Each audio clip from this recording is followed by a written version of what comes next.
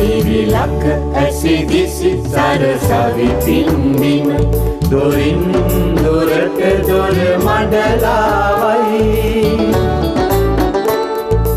මාගේ මව්බිම අවදි කරන ආයිබෝවන් දොරමඩලාව සංවාදාත්මක හරසරණිය වෙළඳාම සහ මනුස්සකම ඔබට මතක ඇති මේ මාතෘකාව මීට පෙර දොරමඩලාවෙන් කතා කළා.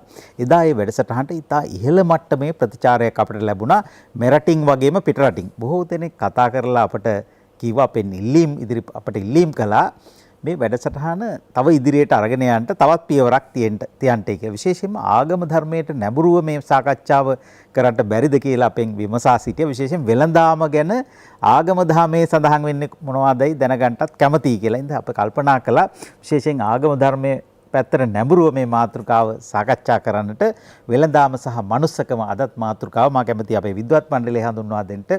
අපේ ආරාධනය අදත් දොරමඩලාව සංවාදාත්මක හරසරණීට සහභාගී වෙන අපේ ප්‍රධාන සම්පත්ධාරී ස්වාමීන් වහන්සේ නමක් මහාචාර්ය පූජ්‍යපාද දේවාලිග මේදානන්ද නායක ස්වාමීන් වහන්සේ. උන්වහන්සේ කැලණි විශ්වවිද්‍යාලයේ පාලි හා බෞද්ධ අධ්‍යයනාංශයේ හිටපු මහාචාර්ය ස්වාමීන් වහන්සේ.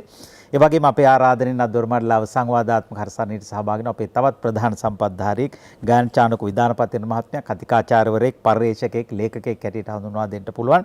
ඒ වගේම අපේ ආරාධනෙන් අද දොරමඩලාව සංවාදාත්මක හරසරණීට සහභාගී වෙන මහජන සෞඛ්‍ය පරීක්ෂක වජිර දසනායක මහත්මයා.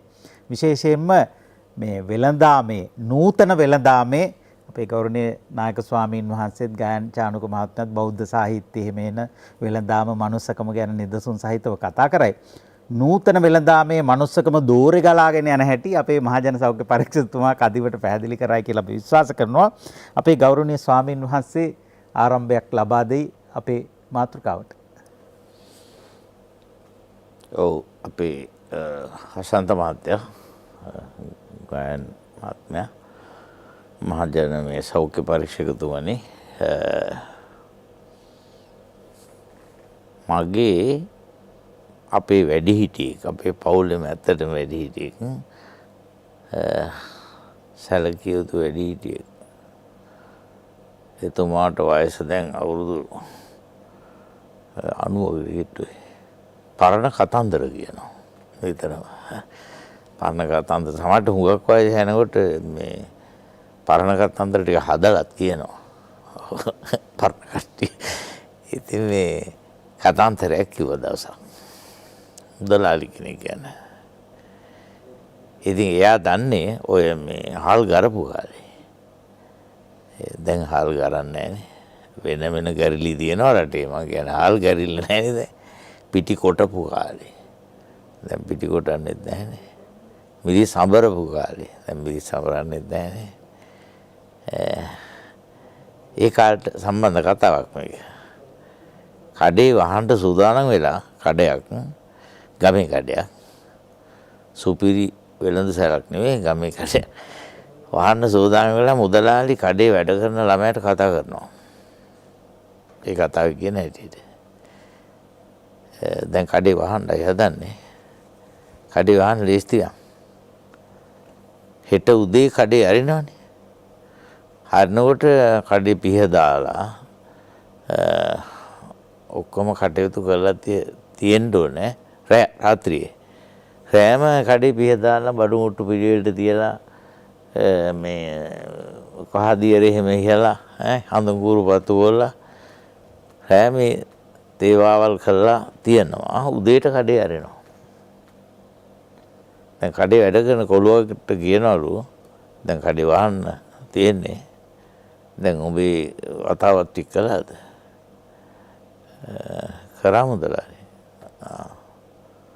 දැන් මේ ගම්මිරිස් ගෝණියට ගස් ලැබුවට දැම්මද? දැම්මා. සීනි ගෝණියට වතුර ටිකක් දැම්මද? සීනි බර වැඩි වෙනවනේ වතුර දාපුවා. ටිකක් දැම්මා. දැන් කාලේ ඉතින් කහකුඩු ගෝණියට පාම් පිටි ටිකක් දැම්මද? මේ ඔක්කොම ආගෙන ගිහිල්ලා අන්තිමේ මුදලාලි කිව්වලු දැන් කඩේ වහන්නත් තියෙනවා. එහෙනම් එළියට ගිහිල්ලා පාන පත්තු කරන දැන නිකන් මේ මොඩයා වගේ බුදිය ගන්න එපා. හොඳට පන්සිල් අරගෙන බුදුන් ඇඳලා බුදිය ගනින් කිව්වලු. ඉතින් මේ දැන් මේ එකක් තමයි මේ මුදලාලි කරන වෙළඳාම.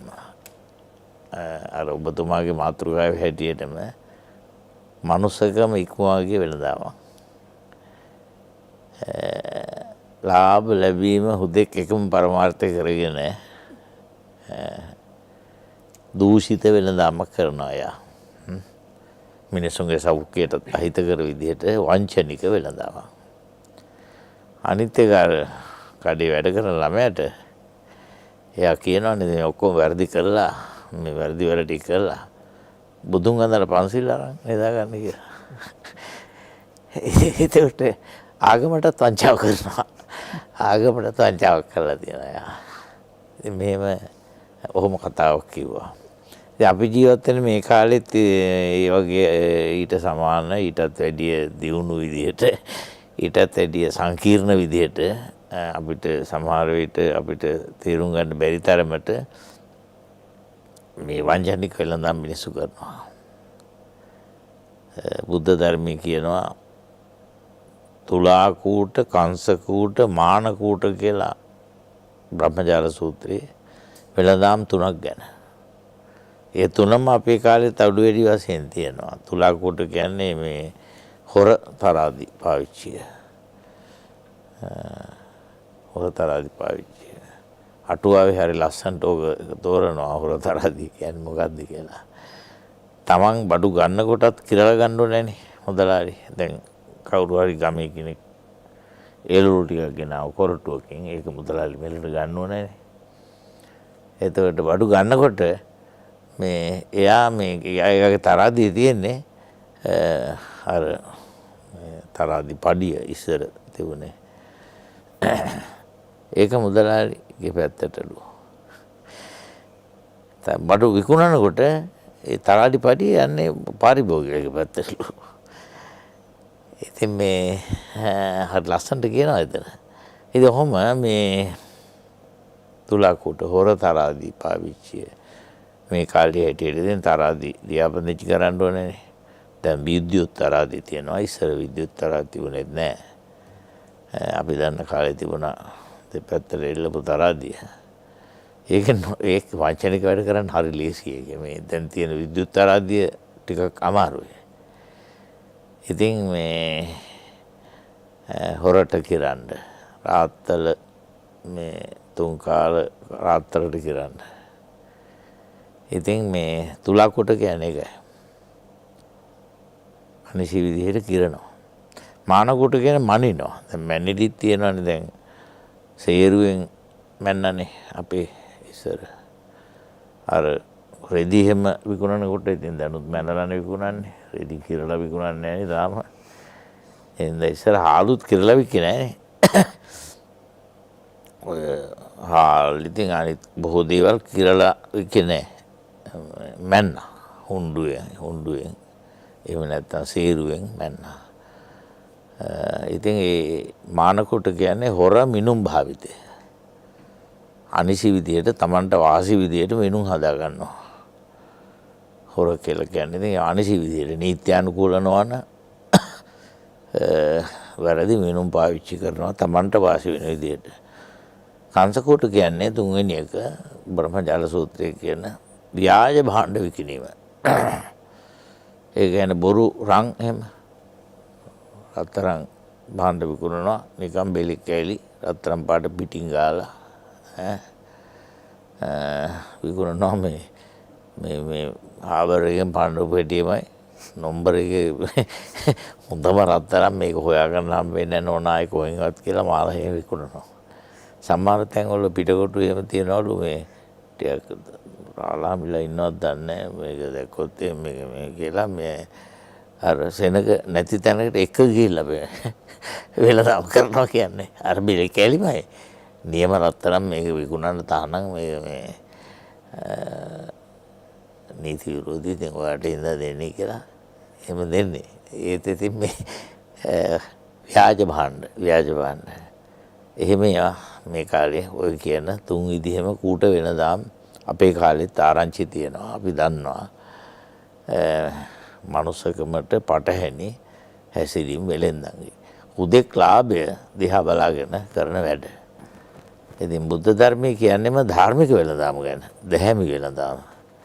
දැන් ආර්ය අෂ්ටාංගික මාර්ගයේ නිවන් මඟ සම්මා ආජීව ගැන දැහැමි දිවි පැවැත්ම. නිවැරදි ජීවිකා වෘත්තිය සම්මා ආජීව කියන්නේ. ඉතින් මිච්ඡා ආජීවම් පහයි. වැරදි දිවි පැවැතුම අත්හැරලා සම්මා ආජීවෙන ජීවිකම් ගප්පේදී ධාර්මිකව ජීවත් වෙන්න ඕනේ. එතෙන්දී බුද්ධ ආගම කියනවා ප්‍රධාන ව්‍යග්ගපච්ච සූත්‍රයේ තියෙනවා ගීයෙක් විසින් කළ යුතු ප්‍රධාන ජීවිකා වෘත්ති පහක්. ඒකේ දෙවෙනි එක වෙළඳාම, පළවෙනි එක ගොවිතැන, දෙවෙනි එක වෙළඳාම, තුන්වෙනි එක දුනුවාකම. දුනුවාකම කියන්නේ මේ කාලේ හිටිය ආරක්ෂක සේවය. සෙබලෙක් හැටියට හරි ආරක්ෂක කටයුතු පෞද්ගලික හෝ රාජ්‍ය විශේෂයෙන් රජය හා සම්බන්ධ ආරක්ෂක සේවය. ගොවිතැන වෙළඳාම දුනුවාකම ඊළඟට මහත්තයා මේ මොකද්ද මේ දුනුවාකම රාජ්‍ය සේවය රජයේ සේවය. ওই විදිහට මේ බුද්ධ ධර්මයේ මේ වෙළඳාම ගැන විශේෂ අවධානයක් තියෙනවා. දැහැමි වෙළඳාම ගිහියෙක් විසින් කළ යුතු කළ හැකි බෞද්ධ ගිහියෙකුට අදාළ ජීවිකා වෘත්තියක් හැටියට පිළි අරගෙන තියෙනවා. නොයෙක් තැන්වල තියෙනවා විනයෙත් තියෙනවා. තොරතුරු කතා කරනකොට ගොවිතැන ගාවට වෙළඳාම තියෙනවා. ගිහියෙකු විසින් කළ යුතු. ඉතින් වෙළඳාම බුදුහාමුදුරන්ගේ කාලේ ඉඳලම ඊටත් ඉස්සර ඉඳලා දැන් බණ පොත්වල තියෙනවා මුදල් පරිහරණය ගැන. ඒ කාලේ මුදල් පරිහරණය ගැන කහවණු මසු කහවණු භාවිතය ගැන තියෙනවා. තොරතුරු ගොඩක් තියෙනවා. අටුවාවෙත් තියෙනවා. ඉතින් මුදල් පාවිච්චි තිබිලා තියෙනවා. වෙළඳ මාර්ග තිබිලා තියෙනවා ಭಾರತයේ. සවැත් නුවරට බොහෝ ප්‍රදේශවලින් වැඩිච්ච වෙළඳ මාර්ග තිබුණා. ඒතර 100 ගණන් ගල්වල බඩු පටවාගෙන වෙළඳු ගැන තොරතුරු තියෙනවා. සිටුවරු ගැන එහෙම. බුදුරජාණන් වහන්සේට හුඟා කිට්ටුවෙන් හිටවන අනිවිසුට අනෙත් වෙලෙන්දේ. සෙට්ටි. සමහර වෙලේ සෙට්ටි කියන එක වෙන්නේ නැති පස්සේ කාලේ හෙට්ටි කියලා හැදුනේ කොළඹ හෙට්ටි වීදිය. ඉතින් මේ ওই විදිහට ඉතින් මේ සයන්නට හයන්න අරුඩ වෙනවනේ හුඟක් කලාවට. සතුර හතුර වෙනවනේ. සතර හතර වෙනවනේ. ඉතින් මේ සෙට්ටි හෙට්ටි වෙන්නේ වෙලෙන්දු.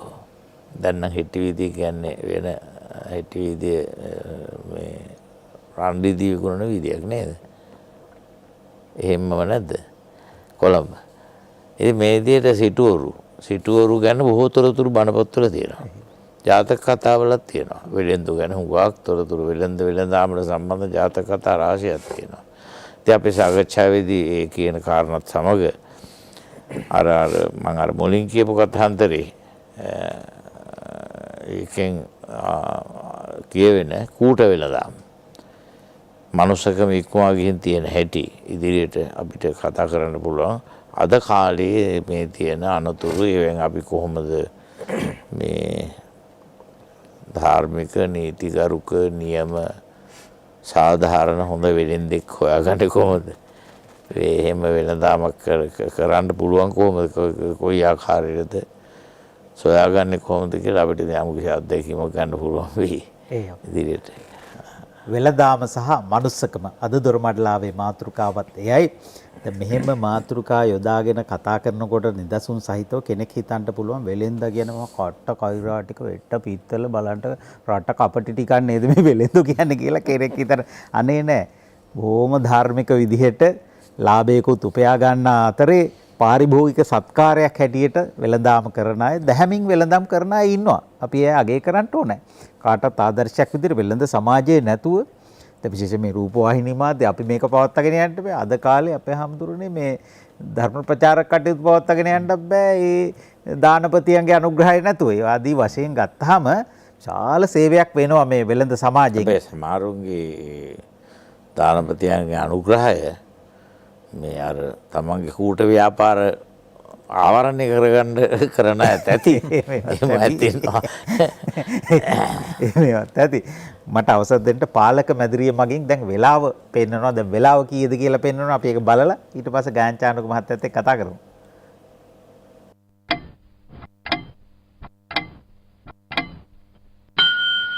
Very nice. හොඟවලත් රසයි නැතුවත් රසයි නෝටි වුණත් නයිස් මංචි නයිස්. හොඳයි ගායන්චානක විධානපති මහත්මයා අපේ නායක ස්වාමීන් වහන්සේගෙන්ද අපේ මහත්මයාගෙන්ද අවසරයි හසන්ත මහත්මයා වටින මාතෘකාවක් අපේ නායක ස්වාමීන් වහන්සේ කදිම ප්‍රවේශයක් අපට අරන් දුන්නා. ඉතින් මටත් මතක් වුණා මේ එකට තවත් කොටසක් එකතු කරන්න.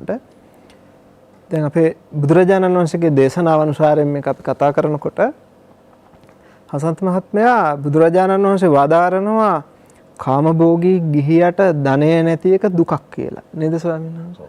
ඉතින් ධනය නැති එක දුකක් නම් කාමභෝගී ගිහියට ධනය උපයන්න ඕනේ. ධනය උපයන්නේ කොහොමද?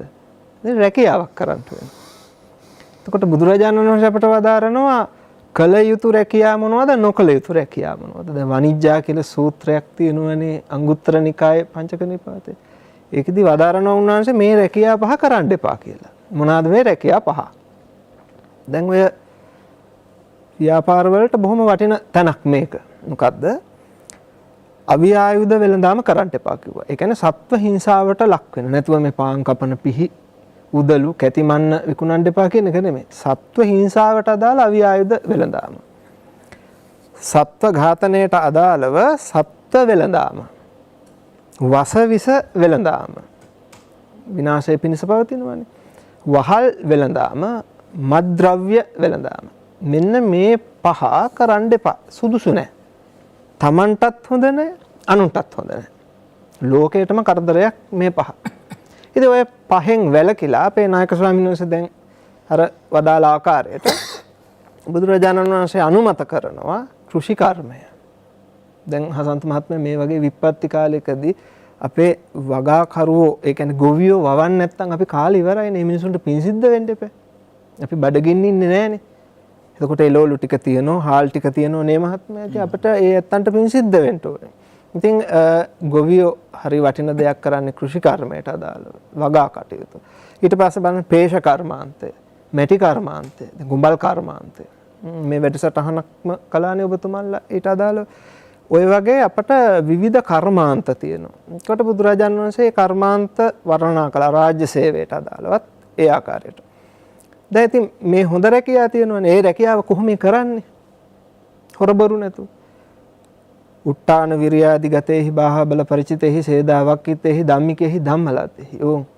උත්සාහයෙන් මහන්සියෙන් කැප වෙලා දාඩිය මුගුරු මහන්සි වෙලා ධාර්මිකව මේක කරන්නේ. ඒක මේ ව්‍යාපාර රැකියාව. එතකොට අපට මුදලක් ලැබෙනවා. ලැබෙන මුදල් වියදම් කරන හැටි වෙනම වදාරලා තියෙනවා. දැන් අපට කියන්න අවශ්‍ය ඒක නෙමෙයි මුදල් උපයනවා. එතකොට මුදල් නැතුව හසන්ත මහත්මයා දැන් ඔබතුමා කිව්වා වගේ පින්කමක් කරන්නත් අමාරුයි. පින් කරන්නත් මුදල් ඕන. මුදල් නැතුව පින් කරන්න පුළුවන්. ඒක වෙනම එකක්. නමුත් පින් කරන්න පහසුයි මුදල් තියෙනවා. දැන් මට කඩෙන් බණ පොතක් ගන්න ඕන. මම යනවා පොත් කඩේකට. ගිහලා මම පොත් ටිකක් ගන්නවා. අරන් මං කියනවා මොකද්ද? මේ මං අද දසසිල් අරගෙන ඉන්නේ. ඉතින් මට සල්ලි නෑ. මං සල්ලි යල්ලන්නේ නැහැ. ඒ නිසා මට මේ පොත් ටික මේ ඔය පොත් ටික තියලා යනහකට යන්න කියයි. මට සාංගික දානේ ඔය පිසු නටන්න නැතුව. සිල් තියාගෙන යන්න. සිල් ටික තියන් යන්න කියයි. මම බස් එකකට නැග්ගොත් මට සල්ලි ඕනේ. බෙහෙත් ගන්න සල්ලි ඕනේ. ආනන්ද මෛත්‍රී හාමුදුරන්ට ධර්මපාලතුමත් දවසක් වදාලා ඔය ටික. ස්වාමීන් වහන්සේ මුදල් පාවිච්චි කරනවද කියලා අහලා දිග කතාවක් ඒක. ඊට පස්සේ මේ හාමුදුරනේ කීයක් හරි පොතක දාන්න කිව්වා. මොකද සල්ලි නැතුව අද කාලේ මොකක්වත් කරන්න බෑ කිව්වා. දායකයන්ට කියනවා කිව්වා. කරයි කිව්වා දායකයෝ බලාගෙන ඉන්නේ කිව්වා. එතකොට ඔය ඔබවංශයට ගැටලුවක් ආපුවම ඔය දායක හම්බ වුණොත් හොඳයි කිව්වා. නැත්තම් මොකද වෙන්නේ ඇහුවා. කියලා ඒක දිග කතාවක්. එතකොට මුදල් වටිනවා. මුදල් අවශ්‍යයි මිනිස්සුන්ට. ඒක බුදුරජාණන් වහන්සේ පව අනුමත කළා. ගිහියන්ට මුදල් අත්‍යවශ්‍යයි සපවත් ජීවිතයක් ගත කරන්න. ඒ නිසා ව්‍යාපාර සාර්ථක කරගන්න ආකාරය සර්වඥයන් වහන්සේ අපට වදාලා. ඒ ඔස්සේ ගිහිල්ලා ධනවත් වෙච්ච ධනවත් ප්‍රජාවක් එදා හිටියා. හසන්ත මහත්මයා අර අපේ නායක හඳුර කිව්වා වගේ අපි ඇත්තන්ට කියනවා සෙට්ටි කියලා, සිටු කියලා. දැන් බලන්න බුදුරජාණන් වහන්සේ ළඟින්ම හිටියේ ප්‍රජාව. හේතුව ශාසනයේ දියුණුවට අත දුන්නේ ඒ ඇත්තෝ. දැන් අපේ නායක හඳුරන්ට පන්සලක් හදලා දුන්නා නම් හදලා දෙන්නේ සල්ලි තියෙන මිනිස්සුනේ. නැත්තම් දුප්පත් මිනිස්සු හැරි සල්ලි ටික එකතු කරලානේ ඒක කරලා දෙන්නේ. මහා මන්දිර හදන රුවන්වැලිසෑය හදන්නේ කොහොමද මහත්මයා සල්ලි නැතුව? රුවන්වැලිසෑය හුණු ගන්නේ කොහොමද සල්ලි නැතුව? ලක්ෂ කීයක් යනවා. එතකොට රන් 8ක් අපි ගහන්නේ කොහොමද? හැම දෙයකටම සල්ලි ඕන. එතකොට හැබැයි ඒ මුදල් උපයන ක්‍රමය ධාර්මික විය යුතුයි. ඒක මුලින් අපි කිව්වනේ. එතකොට දැන් බලන්න මේ සිටුවරු ගත්තාම එදා හිටපු සිටුවරු කවුද? අනාථපිණ්ඩික සිටුතුමා, රජගහනුවර සිටුතුමා, ഘോഷිත සිටුතුමා, කුක්කුට සිටුතුමා, පාවාරික සිටුතුමා, මෙණ්ඩක, කාකවලිය, ධනංජය, පූර්ණවර්ධන, ජෝතිය කොච්චර සිටුවරු හිටියද? ඉතින් මේ හසන්වන්ත මේ හැම සිටුවරයෙක්ම බුදුරජාණන් වහන්සේට ප්‍රදානයන් කළා තියෙනවා. දැන් ഘോഷිතාරාමයේ හැදුවේ ഘോഷිත සිටුතුමා, කුක්කුටාරාමයේ හැදුවේ කුක්කුට සිටුතුමා, පාවාරිකාරාමයේ හැදුවේ පාවාරික සිටුතුමා, අනාථපිණ්ඩිකාසාරාමයේ කියලා හැමදාම අපි සජ්ජායනා කරනවානේ පිරිත් කියද්දි. එතකොට සිටුතුමාගේ නම කොච්චර ප්‍රසිද්ධද? අනාථපිණ්ඩික සිටුතුමා. හසන්ත මහත්මයා බුදුරජාණන් වහන්සේ වැඩිම වස් කාලයක් වැඩ සිටියේ සවැත් නුවර ජේතවනාරාමයේ. ඒ ආරාමේ කහවණු 18 කෝටියක් බිම අතුරලා අරගත්තේ. 18 කෝටියක් වියදම් කළා විහාරය හැදුවා. 18 කෝටියක් වියදම් කළා විහාර පූජාව ගත්තා. 54 කෝටියක් වියදම් කළා. මේ මීට අවුරුදු 2500කට කලින්. මේ අවස්ථාව ත්‍රිපිටකයේ ග්‍රන්ථාරූඪ කරන්න කලින් අපේ දඹදිව කලාකාරයෝ කැටයමට නගලා තියෙනවා. සාංචි කැටයන් වලටත් වඩා පරණයි කියලායි කනින්හන්තුමා කියන්නේ. මම කැටයම පෙන්නන්න. මේ තියෙන්නේ කැටයම. බොහොම වටින කැටයමක්. ක්‍රිස්තු පූර්ව දෙවෙනි සියවසටත් තුන්වෙනි සියවසටත් අතර කැටයමක්. මේ සර් ජෙනරල් ඇලෙක්සැන්ඩර් කනින්හන්තුමාගේ බාහුට් ස්තූපේ පොත. මේ තියෙන්නේ ඒ රවුම් කැටයම් පළකය. ඒ කැටයම් පළකය තුල පැහැදිලිව තියෙනවා මේ මැද ඉන්නේ අනාථපිණ්ඩික සිටුතුමා පැන්කෙන්ඩියක් අරගෙන මේ මගේ වම් අත පැත්තේ තියෙන සිද්ධිය තමයි මේ කහවණු අතුරනෝ මේ බිම. අර බිස්කට් වගේ, කොටු වගේ, රන් කහවණු. අදත් ඒ විදිහටනේ ස්වාමීනි තියෙන්නේ අර රත්තරන් බිස්කට් කියලා තියෙන්නේ. ඉතින් ඕන බලන්න මේ කහවණු අතුරනෝ ඒ සේවකයෝ. කරත්ත වලින් ගේන්නේ. ගැල් වලින්. ඉතින් මේ ඒ අවස්ථාව ඉඩම ගැනීම, ඉඩම පූජා කිරීම විහාරය, මේ විහාරය මේ ඒ විහාර පූජාව තමයි මේ දක්වලා තියෙන. අවස්ථා තුනම මෙහි දක්වලා තියෙනවා. ඒකට මේකේ යටින් තියෙන සෙල්ලිපියකට අනුවයි අපි ඒක තහවුරු කරගත්තේ. ඉතින් ඊටමත් වටින කැටයම් පළකයක් මේ තියෙන්නේ. එතකොට සිටුවරු කියන්නේත් මහත්මයා කෝටිපතියනේ. එයයි ලස්සනට ඇඳා. ලස්සනට පැලඳුවා. දැන් ඔය අපේ කැටයම් බැලුවම පේන හොඳට කරාබු දාලා තියෙනවා. හොඳ මාල දාලා තියෙනවා. හොඳ ඇඳුම් ඇඳලා තියෙනවා. එතකොට බුදුදහම කවදාවත් අනිත්‍ය දුක්ඛ අනාත්ම කියලා මේ වැරහැලි පොරෝගෙන කෙස් රැවුල් කපන්නේ නැතුව, දත් මදින්නේ නැතුව, නියපොතු කපන්නේ නැතුව ඉන්න ශාසනයක් නෙමෙයි. ඊටාම ලස්සනට ඉන්න, ඊටාමත් පවිත්‍රව ඉන්න, සුන්දර ජීවිත ගත කරන්න අපට මඟක් පෙන්වුවා. ඉතින් ඒ තුල මේ කුණු ආහාර ගන්න ක්‍රමවේදයක් අපට සකස් කරලා නැහැ. හොඳ ආහාර මහත්මයා අපි අරගත්තේ. අනිත් එක එදා මිනිස්සු ඒ ධර්මය තුල ජීවත් වුණා හසන්ත මහත්මයා. ඒ නිසා මේ මිනිස්සු පවට බය වුණා. පොඩි කාලේ ඉඳන් ඉගෙන ගත්තනේ ධර්මය. ඒ නිසා අතීතයේ මිනිස්සු හොර වැඩ කවදත් තියෙනවා. බුදුවරු 100ක් පහළුණත් නේ නායක හඳුර හොර වැඩ නතර වෙන්නේ නැහනේ. ඒක ලෝකේ හැටිනේ. අවම කරගන්න පුළුවන්. අවම කරගන්න පුළුවන්. අඩු කරගන්න පුළුවන්. ඒකට එකිනෙකාට ආදරය තියෙන්න ඕන හසන්ත මහත්මයා. මේ manussකම හා වෙළඳාමට අදාළ ජාතක අපේ හඳුරක වගේ ජාතක පොතේ හුඟක් තියෙනවා. හොඳම ජාතකයක් තියෙනවා. දැන් වෙලාව නැහැ කියන්න මම ඊළඟ වටේදී කෙටියෙන් ඒක හඳුන්වලා දෙන්න. චුල්ලසෙට්ටි ජාතකය. මේ කුණක් අරගෙන කෝටිපතියෙක් වෙච්ච කතාවනේ ස්වාමීන් වහන්සේ. ඒ කතාව කියවනකොට පේනවා ඊටමත් වැදගත් කරුණු. මේ කුණ විකුණලා අර පූසට දීලා ඒ මුදල් අරගෙන එතනින් දිගට යනවා.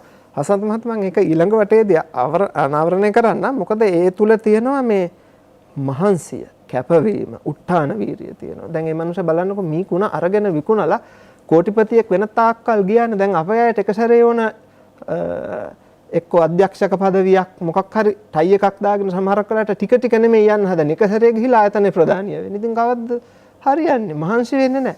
නමුත් අපේ රටේ සමහරක් ජාතීන් ඉන්නවා පොඩි තැන ඉඳන් ඉහළට යනවා මහත්මයා. මම ඔකට අදාළ කතාවක් කියන්නම් ස්වාමීන් වහන්සේ. ඒක කියලා අවසන් කරන්නම්. දවසක්දා අපේ මහත්තයා මං උදේ පාන්දර ගියා බුද්ධ පූජාවට දවල් පළතුරු ටිකක් ගන්න අපේ නගරෙට. ගිහලා ඉතින් මං උදේ පාන්දර ස්වාමීන් වහන්සේ මහත්තයා මේ දිවුල් කීයද? ඊට පස්සේ ගාන කිව්වා. මේ කොමඩු කීයද ගාන කිව්වා. ඉතින් මං කිව්වා මේවා ටික දෙන්න කියලා මං ගත්තා. අනේ ඉතින් මං රුපියල් 1000 දික් කළා උදේ. උදේ පාන්දර රුපියල් 1000 දික් කරන්නේ මාරු නැද්ද ඇහුවා. සද්ද දාලා ඇහුවා. මං කිව්වා මහත්තයා මාරු නෑ කියලා. නෑ මාරු නැත්තම් බෑ ඔය බඩු ටික තියලා යන්නේ කිව්වා. මං ඒක තියලා අර ෆුඩ් සිටි එකකට හරි ගිහිල්ලා ගන්නවා කියලා හිතාගෙන යද්දි තව කඩයක් තිබුණා. ඉතින් එතනට ගිහිල්ලා ගත්තා. මං කිව්වා මහත්තයා මෙන්න මේ ටික දෙන්නේ කියලා රුපියල් 1000 දුන්නම අයියෝ මහත්තයා උදේ පාන්දර 1000 දෙන්නේ මම 1000 නැද්ද මාරු නැද්ද ඇහුවා. මං කිව්වා නෑනේ මහත්තයා. පොඩ්ඩක් ඉන්න කියලා දුවලා ගියා ස්වාමීන් වහන්සේ. කොහෙටද ගියා? ගිහිල්ලා මාරු සල්ලි ටික සකස් කරන් ආවා. ඇවිල්ලා දීලා කිව්වා මහත්තයා ආයි එන්න. චුල්ලසෙට්ටි ජාතකයේ ව්‍යාපාරයක් කරන හැටි තියෙනවා මහත්මයා. දැන් සමහර වෙලෙන්දුන් අපේ මහත්තයා අපට ඕනෝට වගේ නිකන් හරි පුදුම වැඩක් සමහරක් වෙලාවල් වලට කිසිම නැහැ. මම දැක්ක ටීවී එකක අත්තෝ වගේ දැන්වීමක් යනවා. කෙහෙල් ගෙඩි ඉල්ලන්න ගිහිල්ලා එක මිනිහෙක් එයා මේ බිල් හද ඉන්නවා. අන්තිමේ දර මිනිහා කීසරයක් ඉල්ලුවද නැහැනේ ගණන් ගත්තා එයා ගියා යන්න. ඉතින් කවද්ද දිනු වෙන්න පුළුවන් මහත්මයා? ඉතින් එන්නේ ඒ නිසා අර චුල්ලසෙට්ටි ජාතක ඇසුරෙන් මම දෙවෙනි වටේදී කාරණා ටිකක් පැහැදිලි කරන්නම්. හැදෙන මිනිසෙට ඔය ඔබතුමා කිව්ව ඔය මනුස්සකම හා නිවැරදි වෙලදාම ගත්තයින් පස්සේ හරියට ඔය දෙකම එකට බද්ධ වෙච්ච ජාතකයක් තමයි චුල්ලසෙට්ටි ජාතකය. මොකද කළගුණ සැලකිල්ල එතන තියෙනවා. දැන් බලන්න කෝටිපතියෙක් වුණයින් පස්සේ Tamante ඒ තැනට එන්න පාර පෙන්නපු මිනිස්සයා හම්බ වෙන්න ගිහිල්ලා එයාට ප්‍රදානයක් කරනවා. මම අද මෙතන ඉන්නේ ඔබතුමා නිසා කියලා. අන්තිමේදී ඒක ප්‍රතිඵලය මොකද? දුවත් හම්බ වෙනවා. ඒ කියන්නේ ගෑනු ළමයෙකුත් හම්බ වෙනවා.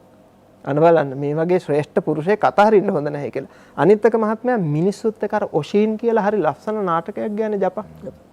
හාමුදුරනේ ඒකෙත් ඔය චරිත තියෙනවනේ. ඒ කියන්නේ මුලින් බඩු නිකන් දෙනවා.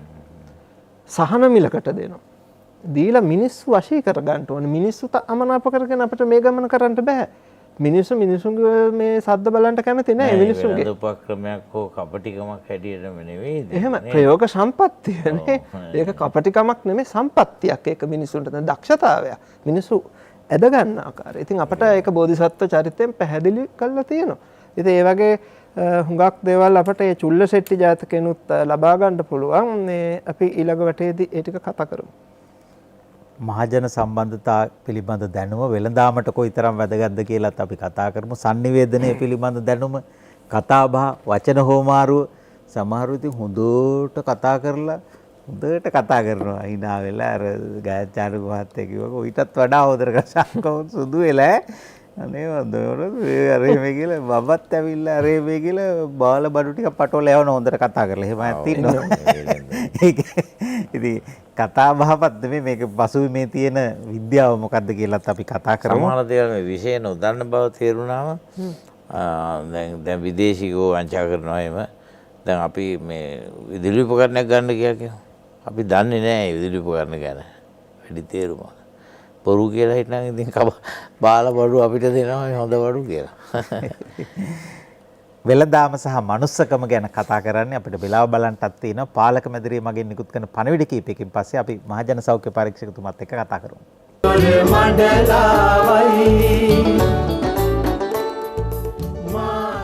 වෙළඳාම සහ මනුස්සකම ගැන කතා කරන්නේ මා කීවා මහජන සෞඛ්‍ය පරීක්ෂක වජිර දසනායක මහත්මයා අපේ ආරාධනෙන් දොරමඩලාවට සහභාගී වෙනවායි කියලා මේ කාලේ විශේෂයෙන් සෞඛ්‍යමය ආපදාවක් පවතින සමයක මහජන සෞඛ්‍ය පරීක්ෂකවරුන් විශාල කාර්යභාරයක් කරන පිරිසක්. ඒත් වශයෙන්ම අපි එක්තරා විදිහකින් ණය ගැති සෞඛ්‍ය අංශ ආරක්ෂක අංශ ලොකු කාර්යභාරයක් කරනවා. ඒ අතරේ ක්‍රියාකාරී ලොකු දායකත්වයක් දරන පිරිසක් තමයි මහජන සෞඛ්‍ය පරීක්ෂකවරු. ඒ කොවිඩ් අවදානම වගේම මහජනතාව නිරෝගීව තබා ගැනීම සඳහා තව විශාල වැඩ කොටසක් කරනවා. මම හිතන්නේ මේ මාතෘකාව ආйти වෙන්නේ ඒ විශේෂ ක්ෂේත්‍රයට. ඒව අමතක වෙන්නත් පුළුවන් කොවිඩ් ASCII. මතු කරලා ගන්න වටිනවා. අපි කතා කරන්නේ වෙළඳාම සහ මනුස්සකම ගැන. වජිර දසනායක මහත්තයා. යසන්ත මහත්තයා අපේ නායක හමුදුරනේ කතිකාචාර්ය මහත්මයා සිල්දනාගම අවසරයි. මෙතන දැන් මේ මාතෘකාවට අදාළව යනකොට පැහැදිලිවම පේනවා දැන් අපි ගොවිතැන ගැන මුලින් කතා කරා අපේ ස්වාමින් වහන්සේත් කතිකාචාර්යතුමත් පැහැදිලි කරා ගොවිතැන කියලා. එතකොට manussකම සහ වෙළඳාම කියන එකේදී අර ගොවිතැන කියන එක අංගයකට එනවා. එතකොට දැන් අර manussකම තියෙන එක වෙළඳාමේ විතරක් නෙමෙයි. අර ගොවිතැනේදී තිබිය යුතුයි. මොකද මේ දැන් අපි වැඩ කරන ශාස්ත්‍රයත් එක්ක සම්බන්ධ වුණාම පැහැදිලිවම ගොවිතැනේදී කරන ක්‍රියාදාමයන් නිසාත් ගැටලු ඇති වෙනවා. උදාහරණයක් විදිහට අපි ගත්තොත් නුවරඑළිය ප්‍රදේශයේ අස්වනු නෙලනකොට නෙලන්න ඉස්සෙල්ලා ඒගොල්ලෝ රසායනික ද්‍රව්‍ය අසීමිතව භාවිතා කරනවා. එතකොට ඒ තුලදී අර මනුස්සකම නැති වෙනවා. එතකොට එන්නේ මේ වගේ දේවල් සිද්ධ වීම වැළැක්විය යුතුයි. අපි දාන වශයෙන්ම වෙළඳාම කරන අය සම්බන්ධව කතා කරත් අර මේ ගොවිතැන සම්බන්ධව මම මේ මතු කළේ අර මීට පෙර දක්වපු ඒ தත්ත්වයන් නිසා. මොකද ඒ தත්ත්වයන් මත අපි වෙළඳාමට ඉදිරිපත් කරන ආහාර භෝග ඒ ද්‍රව්‍යයන් සියල්ල නිවැරදි තත්ත්වයක තිබිය යුතුයි. ඒ වගේම හසන්ත මහත්මයා ඕනම කෙනෙක් තමන් කරන රැකියාව මොන රැකියාව කළත් එයාගේ ප්‍රධාන අරමුණ හොඳ ආහාර වේලක් ගැනීම. ඒක ඉලක්ක කරගෙන තමයි තමන් මොන ආකාරයේ රැකියාවක් කළා. එතකොට එයා ඒ ගන්න ආහාර වේල සුරක්ෂිත ආහාර වේලක් විය යුතුයි. එයාගේ කවර තරාතිරම තිබ්බා. එතකොට ඒ ක්‍රියාවලියේදී තමයි මනුස්සකම කියන එක ඇති වෙන්නේ. මොකද අපි කවුරු හරි යම් ආහාරයක් ලබා ගැනීමේදී යම් කිසි ආබාධිත තත්වයකටපත් වෙනවනම් මොන හරි ආබාධයක් ඇති වෙනවනම් එතකොට මනුස්සකම නැති වෙලා තියෙනවා. එතකොට ඒ தත්ත්වය වළක්වා ගැනීමට නම් ප්‍රධාන වශයෙන්ම අර ගොවිතැනත් එක්කම වෙළඳාම තියෙනවා. එතකොට මේ වෙළඳාමේදී ඒ වෙළඳාම කරන ප්‍රජාව තමන්ගේ මූලික අරමුණ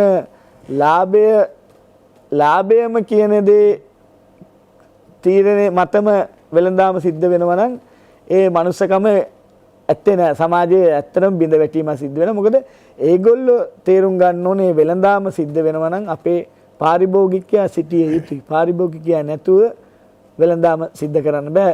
අපේ නායක ස්වාමින් වහන්සේත් අතීතයේ බුද්ධ කාලයේ සිදුවීම් සහ කතිකාචාර්යතුමත් පැහැදිලි කරා මේ කොහොමද වෙළඳාම කළා මිනිස්සු දියුණු වුණේ කියලා. එතකොට යම් කිසි කෙනෙක් අර ස්වාමින් වහන්සේ කිව්වා වගේ කූට වෙළඳාම කරනවා නම් එයා හිතන්න පුළුවන් කෙටි කාලීනව එයා විශාල දියුණුවක් ලබා ගන්න පුළුවන්. නමුත් දීර්ඝ කාලීනව යනකොට එයාගේ ඒක පැවැත්මක් තියෙන්නේ නැහැ. මොකද හැමදාම මිනිස්සු රවට්ටන්න බෑ. ඒතකොට ඒ දේ තමයි මේ පළවෙනි වටේදී මම පැහැදිලි කරන්නේ. ඊගාව වටවලදී අපි මේ දැනට පවතින තත්ත්වයන් පිළිබඳව සාකච්ඡා කරමු. ඒ නිසා පාරිභෝගිකයව රවට්ටන්නේ නැතුව මේ වෙළඳාම සිද්ධ කරනවා නම් ඒක තමයි අර මනුස්සකමත් පෙරදරි කරගෙනම සිදුවිය යුතු වෙළඳාම. ඊගාවට වෙළඳාම සිද්ධ කරන කෙනා හිතන්න ඕනේ මෙයාගේ මේ තමන් වෙත එන මිලදී ගන්න එහෙම නැත්නම් පාරිභෝගිකයා තමයි මෙතන තමන්ට වඩාත් වැදගත් වෙන්නේ. අපි දැන් කතිකාචාර්යතුමා කිව්වා ඔබතුමාට යසන්ත මහත්මයා මතක් වෙයි. අර පාරිභෝගිකයෙක් ඇවිල්ලා කෙසෙල් ගෙඩි ගන්නකොට අහුම්කන් දුන්නේ නැහැ. හැබැයි ඒ වෙළඳ මහත්මයා හෝ මහත්මියට තේරෙන්නේ නැහැ තමන් මේ කවුද මේ ඉන්නේ කියලා. මොකද එයාගේ වටිනාම දේ ඒ පුද්ගලයා. එතකොට ඒකට මූලිකත්වය දීලා තමයි කටයුතු කරන්න ඕනේ. එතකොට ඒකට මූලිකත්වය දීලා කටයුතු කරනවා කියන එකේදී අරමුණ විය යුත්තේ එයාට බඩු ටික දෙන එක නෙමෙයි. ඒ දෙන බඩු ටික ගුණාත්මක විය යුතුයි. ඒ දෙන මුදලට වටිනාකමට අදාළ දෙයක් විය යුතුයි. මොකද කිසිම කෙනෙක් සමාජයේ Tamanට වසවිසක් මිලදී ගන්න කැමති වෙන්නේ නැහැ. එතකොට ඒ පුද්ගලයා වෙළඳාම කරන පුද්ගලයා හිතනවා නම් මම පාරිභෝගිකයෙක් වෙලා මේ තත්ත්වයටපත් වුණොත් මම මොකද කරන්නේ? එන්නේ ඒ දේ සිතලා කටයුතු කරනවා නම් යසන්ත මහත්මයා අපිට මේ මනුෂ්‍යත්වය සහ වෙළඳාම කියන එක ඉතාමත් පැහැදිලිව හොඳ තත්වයකින් පවත්වාගෙන යෑමේ හැකියාව ලැබෙනවා. ඔව් වජිර මහත්තයා දැන් අපේ ගෞරවනීය නායක ස්වාමීන් වහන්සේ සඳහන් කළ අර ගම්මිරිස් වලට පැපෝල් ඇට දාන වැඩේ. සීනි වලට වතුර ගහන වැඩේ. පෞගී වැඩසටහන ජයලල් රෝණ මහත්තයයි මායි පොඩ්ඩ රංගපාලයන් පෙන්නුවා. මේ ගම්මිරිස් වලට පැපෝල් ඇට දාන හැටි, පොල් තෙල් වලට පාම් ඔයිල් දාන හැටි ආදී වශයෙන් පොඩි උදාහරණ කිහිපයක් රංගනයකින් ඉදිරිපත් කළා.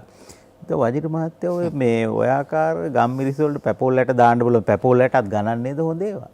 ඔව් හොඳ ඒවා නම් ගණන් තියෙනවා. මිල අධිකයි. නමුත් දැන් වර්තමානයේ වෙනකොට හසන්ත මහත්මයා ඒ තත්ත්වය නෙමෙයි. තාක්ෂණය භාවිතා කර ගැනීම තමයි කරන දේවල් කරන්නේ. ඒ කියන්නේ මොකක්ද අපිට පොඩ්ඩක් පැහැදිලි කරන්න. තාක්ෂණය භාවිතා කරගෙන කරනකොට කරන දැන් ඉස්සර තමයි දැන් මුලම කාලේ කියන්නේ මීට අවුරුදු 30කට 40කට ඉස්සර තිබ්බා මේ මිරිස් කුඩු ගත්තොත් ගඩොල් කුඩු කවලම් කරන තත්ත්වය තමයි මේ ප්‍රාථමික අවධියක් වගේ. ඒ කියන්නේ දැන් දාන්නේ ගඩොල් කුඩු නෙවෙයි. දැන් ඒ තත්ත්ව නැහැ. ඒ තත්ත්ව නැහැ. නමුත් තාක්ෂණය භාවිතා කරනවා කියන්නේ ඉස්සර මිනිස්සු ගඩොල් කුඩු එකතු කරපු එකට හරියන්න දැන් මිනිස්සු දැන් වෙලෙන්දෝ කරන්නේ පිටි කවලම් කරනවා. පාන් පිටි දාන. පාන් පිටි කවලම් කරනවා. පාන් පිටි ගණන් නැද්ද? පාන් පිටි වල මිලයි මිරිස් කුඩු වල මිලයි අතර වෙනසක් තියෙනවනේ. එතකොට මේක යසන්ත මහත්තයා ප්‍රධාන අරමුණ තමන්ගේ ලාභය උපරිම කර ගැනීමනේ. එතකොට ලාභය උපරිම කර ගැනීම අර වාණිජ්‍ය පරමාර්ථයෙන් යනකොට එයාට පාන් පිටි කිලෝ එකක එකතු කිරීමේදී මිරිස් කිලෝ එකකට පාන් පිටි කිලෝ එකක් කියන ලොකු වෙනසක් නේ මුදලේ වටිනාකම. එතකොට එවැනි තත්වයන් තමයි වෙන්නේ. ඊගාවට අතීතයේදී ගඩොල් කුඩු කවලම් කරාම ඒක ආහාරය ගන්නකොට කටට දැනෙනවනේ. වැලි කැටි හැපෙනවා. දැන් පාන් පිටි කවලම් කරාම නැහැ. ඊගාව එක තමයි ඒ වගේ පාන් පිටි වගේ දෙයක් කවලම් කරාම අපේ පාරිභෝගිකයන් රැවටෙනවා. අර කඩෙන් ගත්ත මේ මිරිස් කුඩු හරි තියෙන ධාන්‍ය පැකට්ටුවේ හොද්ද හොඳ උකුයි. දැන් ඔබතුමා හොඳට දැකලා ඇති සමහර අය හෝටලයකට ගිහලා කෑවම අර කඩේ තියෙන හොද්ද හරි උකුයි. ගෙදර නෝන හදන හොද්ද එහෙම උකු නෑ කියනවා. එතකොට ඒකට පිටි කවලම් වෙලා. එතකොට එන්නේ ඒ වගේ අර උපක්‍රමශීලීව මේ ක්‍රියාවලියන් සිද්ධ වෙනවා. ඒ සිදුවීම තුල තමයි අර මනුස්සකම නැති වෙන්නේ. එතකොට ඒක වළක්වන්න ඔබතුමා පැහැදිලි කරන ආකාරයට ඉස්සරට වඩා ටික මනුස්සකම තියෙනවා වගේ. ඉස්සර ගඩොල් කුඩු දාපුවා දැන් පාන් පිටිනේ දාන්නේ. ඒ කියන්නේ ගඩොල් කුඩු නම් කන්න හොඳම නැහැනේ. පාන් පිට නැද්ද කැවුනට කමක් නැහැ කියලා හිතනවා ඇති නේද? නෑ ඒක එහෙම වෙන්න බෑනේ. දැන් අපි මුදල් ගෙවන්නේ යම්කිසි ආහාරයක් ගන්නනේ. එතකොට මිරිස් කුඩු නම් ගන්න අපි පාන් පිටි ගන්නීමේ අවශ්‍යතාවයක් නැහැ. ඉස්සර වැලි දැම්ම කියනවනේ. වැලි ඒක. එතකොට අර ගොඩට වැලි දැම්ම. දැන් කාලාන්තරයක් තිස්සේ ඒ ක්‍රියාවලිය කරගෙන එනකොට ඒගොල්ලන්ට ඒ කරන වංචාව දිගටම කරගෙන ඉන්න බෑ හසන්ත මහත්තයා. ඊට පස්සේ ඒගොල්ලෝ ඒ කාලානුරූපීව වෙනස් වෙන මේ දේ සිද්ධ වෙන්නේ. එතකොට වර්තමානයේ මේ දේ සිද්ධ වෙලා ඊගාවට සමහර ඛේදවාචක තත්ත්වයන් වලට මේගොල්ලෝ ඒවට සමහර දැන් ඒකට ඩයි වර්ග එකතු කරනවා. මොකද පාන් පිටි එකතු කරාම මිරිස් වල රතු පාට එන්නේ නැහැ නේ ගොඩක්. එතකොට ඒකට ඩයි වර්ග කරනවා. එතකොට එන්නේ එතකොට අර ඔබතුමා කිව්වට වගේ දැන් ගඩොල් කුඩු වලට වැඩිය අන්ත විදියට ඩයි වර්ග එකතු වෙනවා. එතකොට ඒක අත්තම් මේවා පිළිකාකාරක වෙන්න ඕන. පුළුවන් රෙදි වලට භාවිතා කරන්න ඒවා. එතකොට ඒක ප්‍රමිතියක් නෑ. ඉතින් ඒ අර මනුස්සකම සම්පූර්ණයෙන්ම නැති වෙලා යන තත්වයක් තමයි මේ වර්තමානයේ වෙන විට තියෙන. නමුත් අර ඒවා යම් පාලනයකින් යුතුව ක්‍රියාවලීන් සිද්ධ වෙන නිසා තියෙනවා. එතකොට අර මම මුලින් කිව්වා වගේ ඕනම කෙනෙක්. එතකොට මේ වෙළඳාම කරන පුද්ගලයා හිතනවා නම් මමත් පාරිභෝගිකයෙක් කියලා. එයා කැමති නෑ.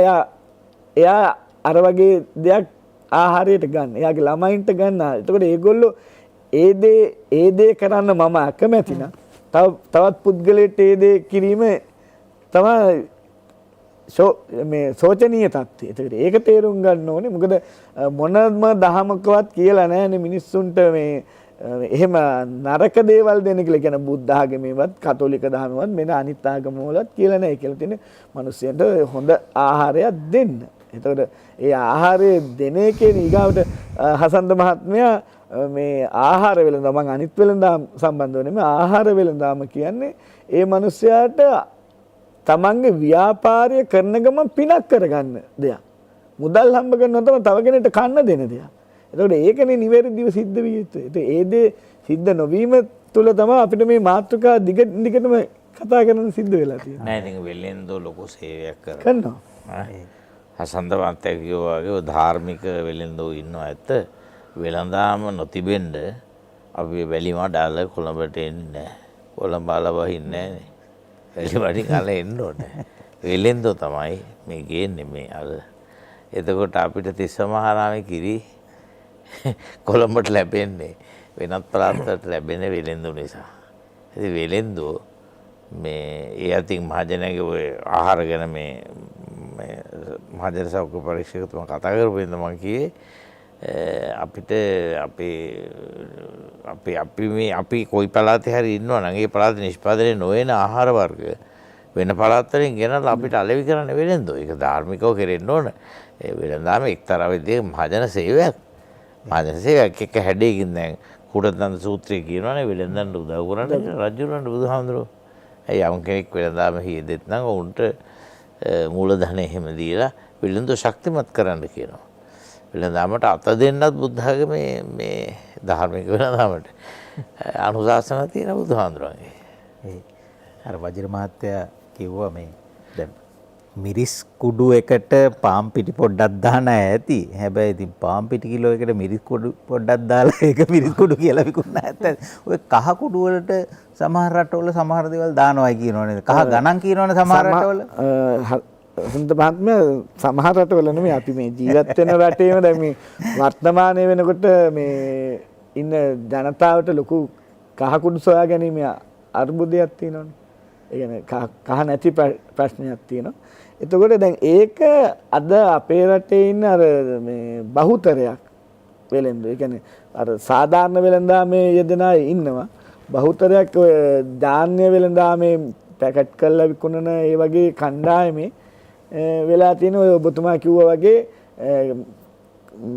පිටිවලට මේ තිරිඟු පිටිවලට කහ පොඩ්ඩක් එකතු කිරීම තමයි සිද්ධ වෙලා තියෙන්නේ මේ වෙනකොට. ඒ කියන්නේ අපි කුඩු වලට තිරිඟු පිටි දැමීම. එහෙමයි නායක ස්වාමීන් වහන්සේ. ඒ කියන්නේ දැන් සාමාන්‍යයෙන් කහ කුඩු කිව්වොත් ඒකේ තියෙන්න ඕනේ කහ විතරමයි. දැන් මීට පෙර සිද්ධ වුණේ දැන් ඒ වගේ එකකදී දැන් කහ පරීක්ෂා කරාම ඒ කියන්නේ අපි මහජන සෞඛ්‍ය පරීක්ෂකවරු හැටියට අපි මේක පරීක්ෂා කරන්නේ රජයේ රස පරීක්ෂකවරයාට දීලා. මීට පෙර පරීක්ෂා කළා ඒ වාර්තා ලැබෙනකොට නායක හාමුදුරුවනේ අපිට ලැබුණේ මේකේ කහ තියෙනවා 175 125ක් විතර තමයි මේ පිටි කවලම් කරලා තියෙන්නේ. දැන් මේ වර්තමානයේ මේ මෑත කාලීනව වෙනකොට කහ තියෙන්නේ 10%යි 90ක් තියෙන්නේ පිටි. ඒතකොට පිටි වලට තමයි කහ කවලම් කරලා තියෙන්නේ. ඒතකොට ඒ වගේ සෝචනීය තත්වයන් තියෙන්නේ. ඒතකොට ඒ වගේ තියෙනකොට ඊගාවට දැන් කහ මිල වැඩිනේ දැන්. කහ මිල වැඩි කහ මිල වැඩි. ඒතකොට හුඟක් පිටි මිල අඩුයි. දැන් හසන්ත මහත්තයාට හිතෙන්න පුළුවන් දැන් එහෙම දීලා මේගොල්ලෝ අර අතීතයේ තිබ්බ මිලට වෙන්නේ නැති මේක දෙනවා ඇත්ත කියලා. නෑ. අර අලුතෙන් තියෙන වෙළඳ මට්ටමටම ඇවිල්ලා. ඒතකොට ඒ වගේ මේ රැවටීමක් සිද්ධ වෙනවා. ඒගොල්ලෝ. ඒතකොට ඊගාවට කහවලට මේ පිටිවලට කහ කවලම් කරාම අපිට වර්ණයක් ගන්න එපයිනේ. පාරිභෝගික ඇස් රවට්ටීමකුත් සිද්ධ වෙනවා. එතකොට ඒකට වර්ණක එකතු කරනවා. සමහර වර්ණක රෙදි වලට යොදන වර්ණක. වර්ණකත් සෞඛ්‍යයට අහිත කරයි හාමුදුරනේ. ඉතින් ඒ වගේ මේ භයානක තත්ත්වයන් තියෙන. ඒක දැන් මේ ප්‍රතිඵල එන්නේ දැන් නෙමෙයි. මේ විදිහට අපි මේ වගේ ආහාර පාවිච්චි කරන්න ගත්තොත් තව අවුරුදු 10ක් විතර යනකොට මේ පිළිකා රෝග තත්ත්වයන් එන්න පුළුවන්. ඒ වගේ ආහාර භාවිතා පිසු ආහාර විකුණන තැන්වල හෝටල් වල ඔබතුමාලා විටින් විට හෝටල් පරීක්ෂා කරන්න ගියා කියලා අපේ මාධ්‍යවල කියනවා. ඒවයිත් බොහෝ විට තියෙනවානේ නරක වූ ආහාර, කල්ලි කුත්තු ආහාර. නෑ ඒක කල්ලි කුත්තු මේ දිනේ මගලා එක හදලා එහෙම ඕක ගොඩක් වෙනවා. ග්‍රාමීයව වෙන වෙළඳ ප්‍රජාවක් ඉන්නවනේ. ග්‍රාමීය වෙළඳ ප්‍රජාව. ග්‍රාමීය වෙළඳ ප්‍රජාවක් ඉන්නකොට දැන් මේ ගොඩක් වෙලාවට අපේ වෙළඳ නියෝජිත මහත්වරුනේ හසන්ත මහත්මයා ඒ බඩු ගෙනින් දාන්න යන්නේ. දාන්න ගියාම අර ගමේ ඉන්න ගැමි වෙළඳාමේ දෙන ගැමියා අර ටයි එකක් දාලා එන මහත්යගෙන් ප්‍රශ්න කරන්න බයයි. දැන් අපි ව්‍යාපාර ආයතන පරීක්ෂා කරනකොට ඒ වෙළඳ මහත්මයා දෙන්නේ කියන්නේ අර අහිංසකත්වයට එක්ක දෙන උත්තරේ තමයි මේක මේ ඊයේ ගෙනල්ලා දැන් මේ මහත්ය කියලා. හැබැයි එයා දන්නේ නැහැ අර දැන් අපිට දෙන උත්තරේවත් අර එයා වෙළඳාම් කරන්නේ බඩු සම්බන්ධව අර එයා හොයා බලන්නේ. මොකද අර එන වෙළඳ නියෝජ්‍ය මහත්මයා ටයි එකක් දාලා අද්දිකට දාලා එනකොට එයා නිකන් බයක් වගේ. ඔව් ටයි එක දාන්නේ හොඳ අය. ඔව් හොඳ අය කියලා එහෙම මතයක් හැදිලා තියෙන ටයි. එතකොට ලාගෙන ගියාම කට්ට කයිරාටක රට කපටි ටයි දාගෙන එනවා. ඉතින් ඒ ඇවිල්ලා මේ දැන් නාගරිකව ඉවත් වෙන භාණ්ඩ තමයි අර සමහරවල් දවස් දෙකක් තියෙන කාලයකුත් වෙන්නේ ඒක ගෙනල්ලා ගමේ කඩේට දාලා යනවා. ඉතින් එන්නේ වගේ කේන්ද්‍රජනක තත්ත්වයන් තියෙනවා. දැන් පළතුරු වලත් ඕක තියෙනවා. දැන් ඔය සමහර පිට රටවල වලින් එන සමහර පළතුරු ඇපල් වගේ ඒවා හුඟක් පරණ ඒවා නේ අපි අතරට එනවා කියන්නේ. බොහෝ කාලයක් ඔය අයිස් පෙට්ටි වල තිබිලා මේ අලුත්ම ඇපල් මේ කියලා විකුණන්නේ. ඒ පාරිභෝගිකයෝ පරිස්සම් වෙන්නේ කොහොමද කියලා අපිට කතා කරන්න පුළුවන් වටිනවා මේ මාතෘකාව ඇතුළේම අපි මීට පෙරත් කතා කරලා තියෙනවා. වෙළඳාම සහ මනුස්සකම ගැන කතා කරන්නේ. ඒ අතරේ දැන් වෙළඳාම සහ මනුස්සකම කියවම වෙළඳාම සහ අමනුස්සකම කියලා එකකුත් එකවරම එහෙම තියනවාද කියලා හිතනන්නේ නේද? එහෙම තියනවාදෝ කියලා හිතෙනවා. ඉතින් මේ අයට යන්න තියෙන තැන් මොනවද කියලා හැම ගායන්චානුක මහත්තයා බලා හිටියා වගේ තව කියයි.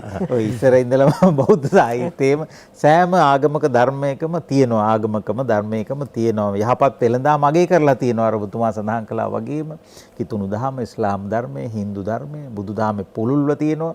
මේ ඒ වගේම ඔය හොර වැඩ කරන අයට, ඔය වැරදි වැඩ කරන අයට යන්න තියෙන තැන් ගැනත් හොඳට කදිමට කියලා දීපු තැන් තියෙනවා. ඔය වගේ වැඩ කලවම් කරන අයට නේද? වහකවන අයට මිනිසුන්ට යන්න තියෙන කොහෙද කියලාත් අපි තව ටිකකින් කතා කරමු. මා කිව්ව මේ මාතෘකාව අපි ටිකක් ආගමට ධර්මයට නැඹුරුව කරන සාකච්ඡාවක් අද. මේක විවිධ දෘෂ්ටි කෝණ වලින් කතා කරන මාතෘකාවක් වෙළඳාම සහ මනුස්සකම. අපිට ඇමතුම් ගණනාවක් තියෙනවා. අයිබෝවන්. අයිබෝවන් මාතේ. අයිබෝවන් කතා කරන්න. මම ගුරුනායකෙන් කතා කරන්නේ. මම යුදාහමදාගේ ඉස්ලාමික. හොඳයි. දැන් මේ මාතේ අපි දැන් ගොවිතැන් කටයුතු කරගෙන යනවා. නමුත් මේ රසායනික භාවිතා කරන්නේ නැතුව අපි එළවලු වගාවක් කළොත් ඒක වෙළඳපළට දාපුවාම ඒකේ රසායනික භාවිතා කරන්නේ නැත්නම් පොඩි මැස්සෝ විදින ගතියක් වගේ තියෙනවා. නමුත් අපේ පාරිභෝගිකයා ඒක ගන්නෙ නැහැ. අර හොඳ ලස්සනට තියෙන එක තමයි ගන්නෙ. තෙල් භාවිතා කරන එක ගන්නෙ ඉවත් කරනවා. දැන් මම මේ ඊයේ පෙරේදා කවුපි වගේක් හදලා වෙළඳපොළට දෙන්න ගියා. කෘමිනාශක ඒකට ඉසලා නැහැ කියලා ඒක වෙළඳපොළකින් ගන්න නැහැ. මම ඉතින් ගෙදර පරිභෝජනයට අරගෙනම සේරම ටික ඉවර කරගත්තා. අනිත් කාරණාව තමයි අපි මේ බඩු ටිකක් හදාගෙන වෙළඳපොළට ගියාම සිංහල මුදලාල්ලා හැම වෙලාවෙම ඒක අවම මට්ටමකට දාලා ගන්නෙ නැහැ. මම දැන් ඊයේ පෙරේදා දවසක පිපිඤ්ඤාරන් ගියා රුපියල් 2යි මට මිලට දැම්මේ. මුස්ලිම් ව්‍යාපාරිකයා රුපියල් 15ක් මිල දැම්මා. නමුත් ඒ මනුස්සයාට ගන්න එපා කියලා අපේ සිංහල මිනිස්සුෝ ඇවිල්ලා කියනකොට අපිට මුස්ලිම් මිනිස්සයා බොහොම සහයෝගයක් දෙනවා. මම මේ අපේ මේ වැඩ කටයුතු වලට කියන එකයි මට මේ කියන්න අවශ්‍යතාවය තියෙන්නේ. හොඳයි බොහොම ස්තුතියි. හොඳයි ලෙන්දොත් ඉන්නවා කියන එක. ඒ වගේම ගොවි මහත්තුරු මහන්සි වෙලා දුක් මහන්සි වෙලා මහ පොළොවත් එක්ක හැප්පිලා කට්ට කාගෙන වගා කරලා ගින අස්වැන්න තුට්ටු දෙකට ගන්න බලන් ඉන්න එක ටිකක් ලැජ්ජාසහගතයි නේද? සාධාරණයක් කරන එකනේ හොඳ. ඒකනේ මනුස්සකම කියන්නේ. බත් කන අය දන්නේ නැන්නේ අම්පාරේ පොළොන්නරුවේ මේ බත් පිගානට බට්ටි කියන හැටි. අපේ අර මහා නාරද කතා සද්ධර්මරත්නාවලේ තියෙන්නේ. එහෙමයි. ඔව්. අර අනුරුද්ධ බද්දිය අනුරුද්ධ බද්දිය දේවදත්ත. ඔව් ආනන්ද බද්දිය බගු කිම්බල දේව රජකුමාරවරු. රජකුමාරවරු පස් දෙනා පොඩි ළමයි දවසක් ඉතින් පොඩි අය පොඩි ටෝක් යනවනේ. තම තමගේ අත්දැකීම් ළමයි එකතු වුණාම කතා කරනවානේ. පොඩි අය පස් දෙනා කතා බත් උපදින්නේ කෙසේද? මේ බත් කියන જાතිය කොහොමද හැදෙන්නේ කියලා රජකුමාරවරුනේ දන්නේ නැහැ කතා වුණා. එක්කෙනෙක් දන්නවා මේ බත් උපදින්නේ තැටියේ නැහැ කිය. එයා මේ පිගානේ බෙදලා තියෙනවා මුලට දන්නේ නැහැ.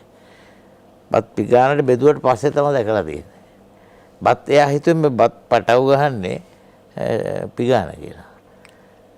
අනිත් එක්කන ඊට වැඩි ටිකක් නොලෙජ් වැඩි. එයා කව බත් උපදින්නේ හැලියේ නෑ කිය. එයා හැලියෙන් පිගානට බෙදන දැකලා තියෙනවා. තව ටිකක් මුලට දන්නවා එයා. තවත් එක්කෙනෙක් හිටියා. එයා කිව්වා බත් උපදින්නේ අටුවේ නෑ කිය. අටුවෙන් වී ගන්නවා එයා දැකලා තියෙනවා. මේ ඔක්කොම අහගෙන ඉඳලා ආනන්ද කුමාරයෝ කිව්වේ නේද? ආනන්ද කුමාරයෝ හදන්නත් ලස්සනට දිනා. බත් උපදින හැටි කියන්න වාඩි වෙලා ඒක සෙල්ලමක් නෙවෙයි. අපේ කාරණා ඉතින් අඩින්ගෙන් ඌරන්ගෙන් දහදුක් ඉඳලා අහිංසක මිනිස්සු ඇත පළාත් වල අවුවෙන් වැස්සෙන් පින්නෙන් ගඟ වතුරෙන් හැම එකෙම පීඩාවේ තමයි පිගානට බට්ටි කරලා තියෙන්නේ. දාඩිය කඳුළු බත් ඇටයක් ගන්න තියෙනවා දුප්පත් ගොවිතැන්පත් කරු මිනිස්සුන්ගේ. ඉතින් මේ පළමු කොට කුඹුරු ගෙවැඩිය යුතු එක් පිරිපින්න ගිය යුතු එක් සීත ඇවිය යුතු දෙසීත ඇවිය යුතු කැටතලා බොරු ගෑ යුතු එක ලල්ලම් කටයුතුේ මේ අර මොනවද වනාත පායනටත් එකක් තියෙනවා. ඉතින් මේ ඔක්කොම කරලා සංවච්චරේ ඒ කියන්නේ මේවා කන්නෙන් කන්නේ කරන්න ඕනේ. එක දරයක් කරලා බෑ. ඉතින් මේ මියර බැඳිය යුතුය මේ ඔක්කොම කරලා තමයි ඉතින් මේ බට්ටික පියන්න එන්නේ කියලා. මිනිස්සු ඉඳන දුක කරන කාර්යභාරය මේ ගොවිතැන්පත් කරන අය. ඉතින් මේක මම අපි වෙනදාම කතා කළත් වෙනදාම් කරනකොට ආහාර වෙනදාමේදී ආහාර ද්‍රව්‍ය වෙනදාම් කරනකොට ඒ වෙලෙන්දත් පාරිභෝගිකයක් දැනගත යුතු දෙයක් තමයි ඒකත් නේද? මේ ආහාර නිෂ්පාදනය කරන මිනිස්සු කෘෂිකාර්මික කටයුතු කරන අය. ඉතින් මේ විඳින දුක් පීඩා ගැන අපිට තවත් ඇමතුම් කීපයක් තියෙන බොහෝ දෙනෙක් කතා කරනවා කීප දෙනෙකුට පමණක් අපි අවස්ථාව සලසමු. ආයිබෝවන්. ආයිබෝවන් අසන්න මහත්තයා. ආයිබෝවන් කතා කරන්න. මම විජේසේන ජයකොඩි දලුගමෙන් කතා කරන්නේ. හොඳයි. අපේ දේවාලයේම නායකහරුවත් මගේ හොඳ හිතවතෙක්. ඒ වගේම මම මේ කියන්න හදන්නේ අනිත් මහතුරුන්ගෙනුත් අවසරයි. මේ අපි අලුත්ම ක්‍රමයක් දැන් ලෑස්ති වෙලා තියෙනවා කෙසල් ගෙඩි විකුණන්න. ඒ තමයි පළවෙනි ඇවරියට තෙල් ගහනවා. ඒක කහ වෙලා විකුණුනාට පස්සේ දෙවෙනි ඇවරියට තෙල් ගහනවා. ඊළඟ ඇවරිය විකුණුනාම ඊළඟ ඇවරියට තෙල් ගහනවා. දැන් මිනිස්සුම රවට්ටනවා. දැන් කෙසල් කන් කඩේකට ගියාම කහ පාට වෙච්ච කෙසල් කන්නේ හැමතැනම තියෙන්නේ. මේවා කොහොමද මේ කහ වෙන්නේ මේ තරම් මේ ඉක්මනින්? ඉතින් මේ ඒක කාරණයක්. අනිත් කාරණේ තමයි මම කතරගම ගිහිල්ලා එන ගමනේදී අර අපේ නායකහරුව කිව්වා වගේ කිරිමුට්ටි ටිකක් ගත්තා වෙලඳ පොඩි කඩේකින්. ඒ කඩේ කිරි ගත්තාම කිරිමුට්ටි හතර මුල් දෙකකට බලපුවම පෙන්නපුවම හැම එකෙම කිරි තියෙනවා. අර මුට්ටි ටික අරගෙන ගෙදරට ගිහිල්ලා ආපහු මට ගෙනත් දුන්නා කිරි මුට්ටි 6-8ක්. ඒ අතේ උඩේ ගෙදර ගෙනලා බලපුවම උඩේ එකේ විතරයි කිරි තියෙන්නේ. අනිත් මුට්ටි වල කිරි නැහැ. ඉතින් මෙන්න මේ වගේ වංචාවල් මහා විශාල දෙයක් කරනවා. ඔබතුමා කරන වැඩසටහන බොහොම හොඳයි. නමුත් මේක ක්‍රියාත්මක වෙනවද නැද්ද කියන එක ගැන හොයලා බලන්න ඕනේ. හොඳයි. පැහැදිලි. තවත් අමතුමක් තියෙනවා ආයිබෝවන්. හෙලෝ. ඔව් කතා කරන්න. ආයිබෝවන් කතා කරන්න. ආයිබෝවන් හදන්න මහත්තයා. ඔව් කතා කරන්න. කාලොච්චිට වැඩසටහන කරන්නේ මේ මම පෙරදිනින් කතා කරන්නේ නන්සේන සිල්වා. හරිද? ඔව් මොකද හේතුව මම කතා කරන්නේ. අද මහත්තයා අලුත්ම වෙනක තමයි පොල් ගෙඩිය. පොල් ගෙඩිය ගත්තම පොල් ගෙඩිය එන්දි ගොඩාක් තියෙනවා ලෙල්ල හරියට ගහලා නැහැ. ඉතින් අපේ ගෘහණිය හරිය අපහසුතාවයකටපත් වෙනවා. මොකද මේකේ කෙන්දි අරන් දාන්න. ඒතර පොල් එල්ලක් ගන්නකොට සාමාන්‍යයෙන් පොල් ගෙඩිය මතුවෙන්නේ ලෙලි ගන්න. මේක සම්පූර්ණ ලෙලිත් එක්ක තියෙන්නේ පොල් ගෙඩිය ඔක්කොම ලෙලි ගහලා ගත්තෙන් පස්සේ අඹ ගෙඩියක් තරම් තමයි තියෙන්නේ. මොකද පොල් ගෙඩිය ලොකු කරලා පෙන්නන්න මේක කරන්නේ. ඉතින් අපිට මේක අපි ගෘහණියන්ට ලොකු අපහසුතාවයක්. මෙන්න මේක ගැන කියන්න තමයි මම ගත්තේ. හොඳයි බොහොම ස්තුතියි. අඹ ගෙඩියක් විතර පොල් ගෙඩියක් කරා මොනවා කරන්නද ඒකටත් කීයක්ද දැන්? ඒක ඊරමණේට දාන්නත් බෑ නේද? ඊරමණේට නෑ විශේෂයෙන්ම මේ මාතෘකාව මතු කරගන්න හේතුව තමයි එක පැත්තකින් අපි සෞඛ්‍යමය අවදානමක ඉන්නවා. කවුරුත් අමාරුවෙන් ඉන්නේ. ඉතින් ආදායම් මාර්ග ටිකක් සීමා වෙලා කවුරුත් අර පරිස්සමෙන් ජීවත් වෙන්න ඕනේ. ඒක එහෙම තත්ත්වයක් යටතේ වැටුපක් ලබන අය කොහොම හරි ගත කරනවා වෙන්න පුළුවන්. එදා වේර හරි හම්බ කරගෙන ජීවත් වෙන අය බොහොම අමාරුවෙන් ජීවත් වෙන්නේ. ඒ අයට හම්බ වෙන තුට්ටු දෙකෙන් මේ දරුවෝ කී දෙනෙක් කණ්ඩෙන ඒ අයත් කිනුත් කීයක් හරි ගසා ගන්න බලාගෙන ඉන්නවා නම් කවුරු ඒක හරි අසාධාරණයි. වෙළඳ මහත්තුරු තමන් මහත්තුරු තමන් මිනිස්සු කියලා පෙන්වන්න හොඳ වෙලාවක්. ඇත්තටම ඉන්නවා හොඳ අය. ඉතා සද්භාවයෙන් යුතුව මේ වෙළඳාම් කටයුතු කරන අය ඒ අතරේ මෙහෙම වැඩ කරන අය තියෙනවා. ඒක හරි කනගාටුදායකයි. මේ අපි කියන්නේ මේ කරන හැමෝටම යන්න තැන් තියෙනවද නැද්ද කියලා. හැබැයි ආගම ධර්මයේ හැටියට නම් ඵල විපාක තියෙනව නේද ගායන්චානුක මහත්තයා? එහෙමයි. මේ හසන්ත මහත්මයා ඔය කියනකොට මට හඳුරන්නේ මතක් වුණා. දැන් ඌව පැත්තකින් තියමු කෑම බීම. සංඝයාට පූජා කරන අටපිරිකරට කරන අපරාධ. දන්ත ධාතුන් වහන්සේට පූජා කරන ශ්‍රී මහ බෝධීන් වහන්සේට පූජා කරන මේ අටපිරිකරේ ගැලෙව්වහම පාත්‍රයේ හොඳයි සමහරකට වැසිකිලි භාජනයට ගන්න. මිරිකුවහම චප්ප වෙනවා. පටිය නැහැ. පටිය මෙන්න මෙච්චර පටි කැලක් තියෙන සමහරකට. ඒ කියන්නේ අර මේ මන් දන්නේ මහසත් මත ඉතියෝපියාවේ මිනිස්සෙක්ගේ ඉන්නට බඳින්න හොඳයි. ඒ මිනිසුන්ටත් මදි වෙයි. දැන් ඉතියෝපියාව දියුණු රටක් ඈ. එහෙමද? සාමාන්‍ය අපි කියනවානේ දුෂ්කර රටවල අර කැහුටු මිනිස්සු ඉන්නේ මහාඳුරනේ. පොඩි පටි කැලේ. සිවුරු ටික මහත්මයා අඳින්න බෑ. දිරලා. ප්‍රමිතියක් නැහැ. ඉදිකට දැන් දැලිපිහිය නම් ගන්නම දෙයක් නැහැ. ඒවා ක්‍රිස්තු පූර්ව යුගයේ දැලිපිහි නෑ හඳුරන. දැන් ක්‍රිස්තු පූර්ව යුගයේ දැලිපිහි වගේ තියෙන ඒවා තරම් පරණයි. මලකඩ ලේට්තල කෑල්ලක් තියෙන්නේ අර. ඉතින් ඒවට ප්‍රමිතියක් නැහැ. ඔක ප්‍රමිතිය මිට විතරයි. මිට විතරයි. ප්‍රමිතිය නැහැනේ. හැමදේම ප්‍රමිතිය නැහැ. ඔබතුමාට මතක ඇති මම වරකුත් ඔක කීවා. අර පහුගිය කාලේ ගම් වතුර ගලපු කාලේ අනේ ස්වාමීන් වහන්සේ මගේ පුස්තකාලේ සම්පූර්ණයෙන් යට වෙච්ච නිසා මගේ පොත් ටික දාන්න අර පුස්කොළ පොත් ටික දාන්න මම කබඩ් එකක් ගන්න මහත්මයා ගියා. කොළඹ එක්තරා පළාතකට. ගිහිල්ලා මං ගණන් ඇහුවා. දැන් මේ පිරිවෙන් යන ගමන්මයි මං ඔක ඇහුවේ ස්වාමීන් වහන්සේ ගිහිල්ලා. ඉතින් මෙච්චර ගාණක් කිව්වා මේ කබඩ් එක කොහොඹ කිව්වා.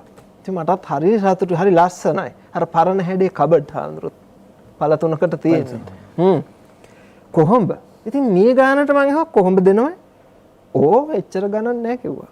ඉතින් අනේ ලී පිළිබඳ විශේෂඥෙක් නෙමෙයිනේ මම අන්න එතනනේ අවුල තියෙන හැඳුර. ඉතින් මමත් ශ්‍රද්ධාවෙන් ඔද වැඩිලා මගේ පිනෙයි කියලා හිතලා මම අරක ගත්තා. දැන් පුස්කොළ ටිකක් දාලා තියෙනවා. හති 3ක් විතර යනකොට හසන්ත මහත්තයා උදේ ගුල්ලා ගහලා කුඩු වැටිලා තියෙනවා අර තැනින් තැන. මට දැන් ලොකු ගැටලුවක්. මට මේ කබඩ් එක නැති වෙන එක නෙමෙයි කාරණාව අර පොත් ටික අපරාධේ. ඊට පස්සේ මම නිකන් වෙන්නේ නැති කියලා පිහදාලා බැලුවා නෑ පහුවෙනිදක් තියෙනවා. පස්සේ මහත්මයා හොයලා බැලුවාම කොහොඹක් තියෙනවා අර හරහට ගහපු ලී ඔක්කොම LBC ලී ගහලා තියෙන්නේ. අර පාට ගාලා ලස්සනට. ඉතින් මේ දැන් බලන්න කොහේ යන්නද? කොහේ යන්නද මොනවා කරන්නද? ඕවා විපාක දෙනවාමයි. අර බනින මිනිස්සු බනින ටිකම සාපයක් වෙනවා. කවදාවත් හොඳක් කියන්නේ. අනිත් එක හසන්ත මහත්මයා ආයි මම කවදාවත් ඒ කඩේට යන්නේ නැහැ. අපේ මේ කඩ ව්‍යාපාර බංකොලොත් වෙන්න ප්‍රධාන හේතුව හොර වැඩ. ආයි ජීවිතේට යන්නේ. ආයි ඒ කඩෙන් කන්නේ නැහැනේ මහත්මයා වගේ දෙයක් වුණායින් පස්සේ. ඉතින් ඉවරයිනේ. අර දැන් අර එක මහත්මයෙක් කිව්වා මේ අර ಜಾති ගැන. උතන ಜಾතියක් ගැන නෙමෙයි ප්‍රශ්නේ තියෙන්නේ. මනුෂ්‍ය ධර්ම මත තියෙන්නේ. බෞද්ධයෙක් වුණාට සිංහලයෙක් වුණාට ඒ මනුෂ්‍යය තුළ මනුෂ්‍ය ධර්ම නැත්තම් මොනවා කරන්නද මහත්තයා? එයා වෙනත් ජාතිකයෙක් ළඟ තියෙනවනේ. ඉතින් වටිනවනේ. දැන් උදාහරණයක් ගමු. ඔන්න බලන්න අපි කඩ කරනවා. අපේ මිනිස්සු මාත්‍යා කඩ අරින්නේ උදේ 8ට 9ට. ඒත් 10 විතර වෙනවා කඩ අරින්න. ඉතින් සමහරක් ජාතීන් ඉන්නවා 3:00 4 වෙනකොට කඩ අරිනවා.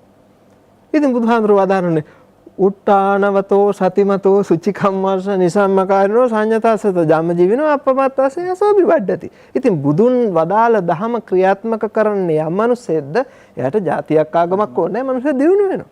අපි මෙහෙ වංශ කපල්ගක පිරිහෙනවා. ඊට පස්සේ කඩේ ඇරලා පැයක් විතර කහ වතුරේ හිනවා. දැන් නම් කහ හින්නෙත් නැතුව ඇති. කහ වතුරේ හින දුම් අල්ලනවා. දුම් අල්ලන වෙලාවකට මිනිස්සෙක් ආව පස්සෙන් දැන් බෑ. ඊට පස්සේ පැය ගාණක් වඳිනවා. වඳින්නේ ලැබියන් කියලා. ඉතින් ලැබෙන්නේ කොහොමද? නරක දේ දීලා. හොඳ දේ පැදෙන්න. හසන්ත මහත්මයා මේඩ් ඉන් ජපාන් කියලා තිබුණොත් අපි ගන්න ඕනේ. ඇයි? අපි දන්න ක්වොලිටි කියලා. අහවල් රටේ කියලා තිබුණොත් රට කියන්න ඕනේ නැහැ. දන්නවනේ අපෝ මේක සතිය දෙකයි පාවිච්චි කරන්නේ කැඩිලා යනවා. හැබැයි පස්සේ ප්‍රතිරූපේ රටවල් වෙනස් කරගත්තා. ඔව් වෙනස් කර ඒක ඉස්සරම තිබුණු ප්‍රතිරූපේ පස්සේ කාලේ හදාගත්තා. හදාගත්ත මහත්මයා ඔය தත්ත්වය දන්න නිසානේ. ඒ රටවල් වලපල්ලට යන්න බව පෙනුනහම ඒ මිනිස්සු යථා තත්ත්වයට බැරි කමක් නැහැනේ. එතකොට දැන් ශ්‍රී ලංකාවේ තේ කිව්වහම කොච්චර ලෝකෙ පිළිගන්නවද? අපි උනත් ඇමරිකාවෙන් අපේ රටේ තේ පැකට් එකක් ගෙනල්ලා බිව්වහින් පස්සේ අමුතුයිනේ. ඉතින් අපේ රටේ අපිට නෑ නේ තේ බොන්න හාමුදුරු කඩේ සමහරක් වෙලාවට ගන්න. එහෙම ඒවත් තියෙනවා. එතකොට හසන්ත මහත්මයා ඉතින් ඔන්න බලන්න කොහොඹ ලී ගුල්ල කන රටක්. හරි පුදුමයිනේ. එතකොට නියම ප්‍රමිතියට හදලා ලක්ෂ 2 වුණත් කමක් නැහැනේ මහත්තයා. අපි වැඩි ගාණ දීලා හරි දේ ගන්නවනේ. එතකොට මෙන්න කොහොඹ වල හැඩේ. හැබැයි මේක ගාණ 30000යි. මෙන්න නියම කොහොඹ ලක්ෂ 5යි කිව්වොත් අපි නියම දේ ගන්නවා වැඩි ගාණක් දීලා හරි. දැන් හරි දේ වැරදි දේ තේරුම් ගන්නට බෑ. ඒතරම්ම පිරිහිලා. එතකොට අර උත්තාන වීරියනේ කිව්වේ ව්‍යාපාර දිනු කරගන්න. ඉතින් උදේ කඩ ඇරලා ඔහොම කරනවා. ඊට පස්සේ 12 මාට එකට කඩ වහනවා. ඇයි? Lunch time. ඔන්න. හරි ඊට පස්සේ ඉවරයි. ඊට පස්සේ 5 විතර වෙනකොට කඩ වහනවා. පුදුම වැඩනේ අපට. හරි සමහරක් මිනිස්සු මේ කඩ වහන්නේ 12 මාට. ඔබතුමා අපේ ගෙවල් පැත්තෙන් යන වෙලාවක බලන්න හන්දියේ කඩ 12 මාට එකටත් ඇරලා. ඒ ඇත්තෝ කඩ කරනවා උත්සාහයෙන් මහන්සිය. අනිත් එක හරි සමගි. මෙයා කොත්තු කඩයක් දැම්මොත් අනිත් එකා ගිහිල්ලා එතනම කොත්තු කඩේ දාන්නේ. ඇයි? මොකටද කොත්තු කඩයක් වෙන එකක් දාන්න බෑ. ව්‍යාපාර දෙකම විනාශ කරනවා අතනින්. නැති දෙයක් හොයලා පැතන්ට දාන්න. එතකොට සහජීවනේ අර සහෝදරත්වයේ සුහද බව තමන්ගේ කම වුණ හසන්ත මහත්මයා. මම ඔබතුමාට ආදරේ නම් හිතවත් නම් කවදාවත් නරක කෑමක් දෙන්නේ නැහනේ. මිනිස්සෙක් මිනිස්සෙට ආදරය කරන්න ඕන. ඔබ යමකට අකමැතිද ඒ දේ අනිත් අයට නොකරන්ට ක්‍රිස්තුස් වහන්සේ බව වදාරලා දෙනවා. එතකොට බලන්න සියලු ආගම් වලට පොදුයි මනුෂ්‍ය ධර්ම මේවා අපි තේරුම් ගන්න ඕනේ. ඉතින් චුල්ලසෙට්ටි ජාතකයේ කියන්නේ කාටේ? මේව ක්‍රියාත්මක කරනවා නම් ඔබතුමා කර්මය ගැන කිව්වනේ. ඉතින් ඔය අදහන්න එපා මහත්මයා මේවා විහිළු කතා විදියටනේ අපි සලකන්නේ. අද කාලේ මොකෝ ඒ තරම් අර නොලෙජ් එක වැඩිනේ. දැනුමනේ. මහත්මයා පුදුම දැනුමක් නේ අපේ ඇයට තියෙන්නේ. බුදුරජාණන් වහන්සේටත් වඩා දැනුම තියෙන ඇත්තෝ අපේ ඉන්නවා. ඒ නිසා කර්මය කර්මඵල හොඳට දන්නවා. අසරණලා වැටිච්ච දවසට තමයි ඒවා තේරෙන්නේ. එතකොට පෙරහැර ගිහිල්ලා ඉවරයි. අපේ රටවල් වලට වෙලා තියෙන්නේ ඒකයි. ඒ නිසා අර මූලික අත්විවරම හරියට වැටෙන්න ඕනේ. පන්සලෙන් අපිට එදා හම්බුණානේ හඳුරු බණ මඩුවෙන් ඕක. හසන්ත මහත්මයා මේ කතාව වටිනවා. අර හාල් කතාව. මට මතක් වුණා ඔබතුමා අර කිව්වහම දැන් මං කියයි කියලා ඒක. මේ പ്രേත වස්තුවේ තියෙන්නේ.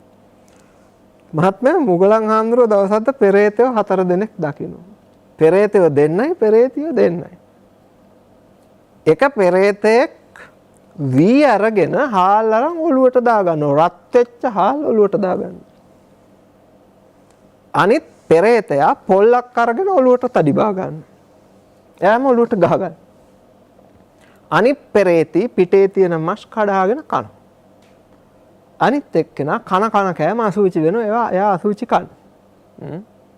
ඊපස්සේ මේ මුගලන් ස්වාමීන් වහන්සේ ඇහුවා මේ බොලා මොනවා කළාද මේ වගේ පෙරේත ආත්මයක් ලැබුවේ? ඊට පස්සේ එක ගෑනුවෙක් කෙනෙක් අර පෙරේත ගෑණි ඉස්සරහට ආවිල්ලා කිව්වා මේ ස්වාමීන් වහන්සේ අපි පෙරේතයෝ මේ ඉන්නේ මගේ මිනිහා. මෙයිට හාල් කඩයක් තිබ්බා. මේක හාල් වල මැටි අතුල්ලලා බර වැඩි වෙන්න වික්කා. ඒ මිනිසුන්ට කරපු වංචාව ඔහුටම විපාක දෙනවා. දැන් ඔය නිව්ටන්ගේ 3 වෙනි නියමය ගැන කතා කරන්නේ. ඔය ක්‍රියාවකට ඊට සමාන ප්‍රතිවිරුද්ධ ක්‍රියාව ලැබිලා දැන්. බුද්ධ වචනේ හරි. සබ්බන්තං තතේ හොති නොඅඤ්ඤතා. වෙනස් වෙන්නේ නැහැ බුදු මුවින් යමක් දේශනා කරන එහෙමම වෙනවා මහත්තයා. ඒ නිසා ඔය කර්මඵල අදහන බලන්න ගම්වල මිනිසුන්ට හොර වැඩ හුඟක් අඩුයි. ඒ නිසානේ ගමේ එළවලු වලට ගමේ දේවල් වලට මිනිස්සු ආස. දවසක්ද මම මුල්ගිරිගල රජමහා විහාරේ වන්දනා කරන්න ගියපු වෙලේ අර ධාතු විස්තරයේ පොතට කරුණක් ගන්න අනේ ස්වාමීන් වහන්සේ නමක් එක ගෙදරකට එක්කන් ගිහිලා කණ්ඩ බොණ්ඩක් දීලා කිරිත් දුන්නා. මං කෝ අනේ හරි රහ කිරි. මේ අර ඔබ වහන්සේ කිව්වා වගේ හරි රහ කිරි. මං කෝ ගෙදර ගෙනියන්නත් හට්ටියක් දෙන්න මේක කියලා. ඊට පස්සේ කිව්වා ඔය කිරි නම් ගෙනියන්න බැරි වෙයි. ඇයි හවස් වෙනකොට නරක් වෙනවා. බෙහෙත් දාලා මොකක්වත් මුහුම් කළා නැහැ. හොඳටම හදපුවා. උදේ හැදුවත් හවස් වෙනකොට ඒවා නරක් වෙනවා. සමහරක් වෙලාවලට. ඉතින් ඒ නිසා බලන්න ඒ ගම්වල ඒ තාමත් ඒ කපටි ගති නැහැ මිනිස්සුන්ට. මම දන්නේ දැන් බෝ වීගෙන යනවා. සාමාන්‍ය ස්වභාවයක්. ඊට පස්සේ මේ මිනිහා කවුද මේ පොල්ලෙන් ගහගන්නේ? ඔය මගේ පුතා. එයාමක් කළා දොළුවට ගහගන්නේ. මේ එයා යාගේ යාළුවොත් එක්ක ගෙදර ආවා. ඇවිල්ලා මේ පාටියක් දානකොට මට කිව්වා අර කෑම හදන්න මේ කෑම හදන්න. ඉතින් මට ඕක කරන්න බෑ. මට ඔළුවට ගැහුවා. අම්මට පොල්ලෙන් ගැහුවා. ඕන් දැන් පුතා ඔළුව පලා ගන්නවා. එතකොට මෙයා මොකද මේ? මේ මගේ ලේලි. ලේලි. මුළු පවුලම පෙරේතයෝ. මිහි පිට පෙරේතයොත් ඉන්නවා. පෙරේත ලෝක පෙරේතයෝ කියන්නේ. ඊට පස්සේ මෙයා ගෙදර ඔක්කොටම කණ්ඩ උයපු මස් ටික හොරාට කෑවා. මස් පෙරේතියක්. මස් ටික සේරම හොරා කෑවා. ඇහුවහම මස් ටික කෝ කියලා දන්නේ නැහැ කිව්වා. ඔයා කෑව නේද දුව? කමන්නේ කියන්න. නෑ අම්මේ මං කෑවේ නෑ. කෑවනම් සසර උපදින භවයක් පාසා මම මගේ පිටේ මස් කඩාගෙන කන පෙරේතියක් වෙන්න ඕනේ කිව්වා. දැන් හරිනේ. බොරුවට දිවුරුවා ඒක වුණා. එතකොට ඔහෙට මක්ලයි මේ අසුචි කන්නේ. අනේ ඔය සමහරු ඇවිල්ලා ඉල්ලනවනේ කැත්ත පිහිය දෙන්න, මන්නේ දෙන්න, අරවා දෙන්න, මේව දෙන්න කියලා. හරි කරදරයි. මම මොකද කරේ? ඒවා මගේ ගෙදර නෑ. නෑ තියනවා බොරු කියන්න එපා. බොරු කියනවා නම් සසර මං කන කෑම අසුචි වෙන්න ඕනේ කියලා මම මෙහෙම කළා. ඉතින් දැන් හරිනේ බොරුනේ කිව්වේ. ඔන්න මට වුණා. ස්වාමින් වහන්සේ මේ වගේ වැරදි කරන්න එපා කියලා මිනිස්සුන්ට ගිහින් කියන්න කිව්වා. දැන් අද ඔහොම කතා කිව්ව මොනෝ එක පියෝවට රැවටේ. අනේ බොරු කතා සුරංගනා කතා ඌවා කියලා මේ 21 වෙනි සියවසේ මොකද්ද දන්නේ 아무තු සියවසක් නැහැ. ඌවගේ සියවස් ගණනාවක් ගත වෙලා තියෙන්නේ. හරියට ජීවත් වෙච්ච මිනිස්සු හිටපු කාලවල ඉතිරි වෙච්ච තමයි අදත් අපිට කතා කරන්න තියෙන්නේ. ඒ නිසා මහත්මයා හුඟක් ඔය දියුණුයි කියන රටවලුත් දැන් අපේ අර පුරාණ සම්ප්‍රදායට ඇවිල්ලා ඒ වස විස නැති ආහාර හොඳ දේවල් වලට දැන් යොමු වෙලා තියෙන්නේ. ඒ නිසා අර බුදුරජාණන් වහන්සේත් වදාරනවා කාලයක් යනකොට රත්තරන් වගේ දේවල් නේ ස්වාමීන් වහන්සේ පහළ වෙනවා. ඉමිටේෂන්. ඒ වගේ ඉතින් ධර්මයේ වගේ දේවලුත් තියෙනවා. එතනක් තියෙනවා වංචාව. නේ ස්වාමීන් ධර්මයේ වගේ දේවල් අනාගතේ පහළ වෙනවා කිව්වා. ඉතින් ඒ වගේ කාලෙකුත් උදා වෙලා තියෙන හැම දෙයකම වගේ දුර්වලතා අපට පේන්න තියෙනවා මහත්තයා. හොඳයි. වෙළඳාම සහ මනුස්සකම ගැන කතා කරන පාලක මැදිරියේ මගෙන් නිකුත් වෙන පණිවිඩ කීපයක් සඳහා මට අවසර දෙන්න. ඉන් පස්සේ අපි නැවතත් කතා කරමු.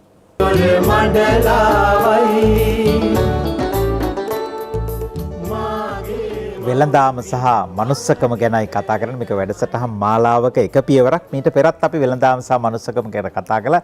අද ටිකක් ආගම ධර්මයට නැඹුරුව තමයි මේ මාතෘකාව කතා කරන්නේ. මහජන සෞඛ්‍ය පරීක්ෂකතුමා කෙනෙක් අහන්න ඉඳී තිනු ඔය තරම් අමනුෂ්‍යයෝද වෙළඳන් කරන්න බලන්නකො කියලා කෙනෙක් අන ඇත්තටම ඔය තරම් අමනුෂ්‍යයෝද කියලා අපටත් වඩා හොඳින් දන්නවා මහජන සෞඛ්‍ය පරීක්ෂකවරු සමහර දේවල් නංගන් ඇතුව ප්‍රසිද්ධිය කියන්න බැරුවට සමහර ඒවා කියනවා වටිනවා වජිර මහත්තයා. හසන්ත මහත්තයා මේ මම උදාහරණයක් එක කියන මේක මම පෞද්ගලිකව රාජකාරී ජීවිතයේදී ලැබපු අත්දැකීම. මොකද ඒ වෙළඳාමේ යෙදිච්ච කෙනා අර මනුෂ්‍යත්වයෙන් තොරව වෙළඳාම් කළා. ඊට පස්සේ නීතිමය කටයුතුත් එක්ක මේ මිනිස්සයා නිවැරදි මාර්ගයට යොමු වෙලා අද ඉන්න තැනත් මම නම් ගන් කියන්නේ මම එක්තරා අවධියක කළුතර දිස්ත්‍රික්කේ වැඩ කරනකොට මේ ওই විදිහේ වෙළෙන්දෙක්ගේ ආහාර වගේ සාම්පල් කළා. සාම්පල් කරලා රස පරීක්ෂකයට එවලා වාර්තාවක් ගත්තා. වාර්තාව අරගෙන නඩු පැවරීම සිද්ධ කළා. මොකද ඒ ආහාරයේ තියෙනවා කහ කුඩු ඒ වෙලාවෙත් කහ කුඩු වල තියෙන පිටි තියෙනවා. ඊළඟට ලුණු කවලම් කරලා තියෙනවා. පිටි කවලම් කරාට වැඩිය ගැටලුව ලුණුත් කවලම් කරලා තියෙනවා. තියලා නඩු පැවරීම සිද්ධ කරලා නඩු පැවරීම සිද්ධ කරාම මෙයා ඒ වෙලාවේ නීතිඥ මහත්වරු දෙන්නෙක් ඉදිරිපත් කළා අධිකරණයේ කරුණු දැක්වුවා. ඒගොල්ලෝ මෙහෙම සාධාරණ ව්‍යාපාරිකයෝ ඒ ව්‍යාපාරිකයෝ එන්න මේ මහජන සෞඛ්‍ය පරීක්ෂකවරයාට වෙන වැඩ නැති හින්දායි මේ මෙහෙම නඩු පැවරීම සිද්ධ කළේ කියලා. එහෙනම් සාධාරණ විදිහට ලුණු කලවම් කළා කියලා කිව්වා. ඒගොල්ලෝ කියනවා එහෙම කියලා. දැන් ඒතකොට මේක ලුණු කවලම් කළා කියලා කියන්නේ මේ මහජන සෞඛ්‍ය පරීක්ෂක නෙමෙයි. රජයේ රස පරීක්ෂකවරයා කියන්නේ මේක මෙච්චර ප්‍රමාණයක් තියෙනවා. ඊට පස්සේ තියෙනකොට දැන් මේ විදිහේ කූට වෙළඳාම කරනකොට අපේ සමාජයේ යම් කොටසක් කඩාවැටීමකුත් සිද්ධ වෙන එක අපි නොදැනුවත්ව. ඒතකොට දැන් මට ඒ වෙලාවේ මං හිටපු ගරු මහේස්ත්‍රාත්තුමාගෙන් අවසර ඉල්ලුවා. දැන් මේ නීතිඥ මහත්තුරු මේ කරුණු දක්වනවනේ. මටත් කරුණු දක්වන්න අවස්ථාවක් දෙන්න කිව්වම මං එතුමාගෙන් කිව්වා මේ අධිකරණයේදී ඔබතුමාගේ අධිකරණේ නඩු වැඩි වෙන්නේ මේ වගේ කූට වෙළෙන්දු නිසා තමයි කියලා. එතකොට එතුමා මගෙන් ඇහුවා එහෙම කියන්නේ කොහොමද නඩු වැඩි වෙන්නේ? මං කිව්වා මේ මහජන සෞඛ්‍ය පරීක්ෂකවරුන්ගේ නඩු වලට පෙර තිබ්බේ නඩත්තු නඩු. ඒ කියන්නේ විවාහයන් දෙදරා යාමේ නඩු තිබ්බේ. එතකොට ඒ නඩු වලට පාදක වෙන දෙයක් තමයි මේක. ඒකට උදාහරණයක් ඇහුවා මං කිව්වේ හසන්ත මහත්තයා අපේ ලංකාවේ ඉන්න ගෘහණියෝ හොද්දට දැන් ලුණු දාලා ලුණු බලන්න එකපාරයි. ඒක දෙතුන් ගමනක් ලුණු බලන්නේ නැහනේ ගයන් මහත්මයා. ඒතකොට එයා එකපාරයි බලන්නේ. එයා දැන් ඒ හොද්දට මිරිස් දැම්මනේ මිරිසුයි කහයි කියලා දෙකකටම තමයි ඒ නඩු පැවරුවේ. එතකොට ඒ මිරිස් දැම්මම එයා හොද්දේ ලුණු රස බලනවා. ඒ ලුණු රස බැලුවම එයාට මිරිස් රස මදි. දැන් සමහර ගෙවල් වල ගොඩක් මිරිස් දාලා මිරිස් රස මදි. එයා ඒ ඊගාවට ඒ හොද්දට එකතු කරන මිරිස්. එතකොට රස ගන්නන්නේ. එයා ආපහු බලන්නේ නැහැ කොහොමද අර තමන්ගේ හිතේ මිම්මකින් දාන්නේ. එතකොට එයා ඒකට මිරිස් කව දානවා. හැබැයි ඒ ගෘහණිය දන්නේ නැහැ මේකට එයා නොදැනුවත්ව ලුණුත් යනවා කියලා. එතකොට ඒ හොද්දේ ලුණු වැඩි. දැන් ඔය ගෙදර ආරවුලක් තියෙනවා නම් සාමාන්‍ය සමහරලාට නැන්දම්ම ලේලි ආරවුලක් තියෙනවා. එතකොට ඒ නැන්දම්ම අර තමන්ගේ පුතාට කියන්නේ නැද්ද ගෙනාපු ගෑනු කෙනා හොද්දක්වත් හදන්න දන්නේ නැති. ඒත් ඒ වගේ ගැටුම. මම ඔය දේ අධිකරණේ පැහැදිලි කරා. පැහැදිලි කරාම එවලේ ඒ උගත් මහේස්ත්‍රාත්තුමාට තේරුම් ගියා මේ කරන වෙලඳ අපි දැන් අර ඒකට මේ මිරිස් වලට ලුණු කවලම් කිරීම එක සිද්ධිය. නමුත් මේ සමාජයේ ඝට්ටන ඇති වෙන තැන් ඒක නිර්මාණය වීමන්නේ තියලා. එතකොට ඒ අවස්ථාවේ දෙන්න පුළුවන් උපරිම දඬුවම දුන්නා. ඒ කාලේ හැටියට දෙන්න පුළුවන් උපරිමයේම දුන්නා. මමත් හිතුවේ නෑ එච්චරම දඬුවමක් දෙයි කියලා උතුමා දුන්නා. දුන්නාට පස්සේ හැබැයි ඒ ව්‍යාපාරිකයා ඊට දවස් කීපයකට පස්සේ අපේ කාර්යාලයට ආවා හොයාගෙන. දැන් එයාට තියෙන ගැටලුව දැන් මේක කොහොමද දන්නේ? එතකොට මම ඒ පුද්ගලයා එක කතා කරාම අපේ කාර්යාලයේදී ඔයා මෙහෙම එකතු කරලා තිනවා කිව්වම කියනවා ටිකක් කියලා මගේ මූණ දිහා බලන් ඉඳලා හසන්ත මහත්මයා එයා අහනවා මහත්තයා කොහොමද මේ හරියටම මේ ගාන කිව්වේ කියලා.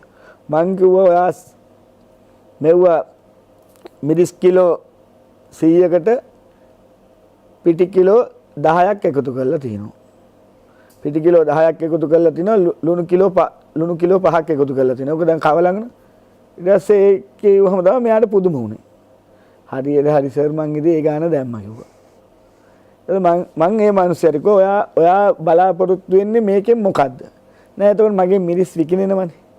ඉක්මනට දැන් මිරිස් එක පැකට් එකක් ගන්න මිනිස්සු දෙකක් ගන්න නෑ සර නෑනේ. මං ගෝ ඔයා ඒ දෙයට සිද්ධ වෙන්න බෑ. දැන් ඔයා මෙච්චර කල් ගත්ත ලාභය මේ අධිකරණයේ දීපු තීන්දුවත් එක්ක ඔක්කොම ඉවරයිනේ. එතකොට මේක පත්තරේ මේ දැන්වීමක් දාන්න. එතකොට පත්තර දැන්වීමක් දාන්න ලොකු වියදමකුත් යනවනේ. එතකොට ඒ විදිහේ තත්ත්වයක් වෙලා හසන්ත මහත්මයා ඒ මිනිස්සයාට කිව්වා ඔයා නිවැරදිව ව්‍යාපාරය කරන්න. ඔයාට දියුණු වෙන්න පුළුවන් කියලා. ඒ පුද්ගලයා ඒ කියන දේ අහලා එදා ඉඳන් නිවැරදිව ව්‍යාපාරය කළා. මොකද මම වර්තමානයේ වෙනකොට ඒ කියන නිෂ්පාදන පරීක්ෂා කිරීම සිද්ධ කරනවා. එදාන් පස්සේ කවදාකවත් හම්බුනේ නැහැ. අර සිද්ධිය වෙන වෙලාවේ මේ මිනිස්සයාට තිබ්බේ එක ලොරියයි. අද ලොරි 15ක් තියෙන ප්‍රධාන වෙලේ ව්‍යාපාරිකයෙක්.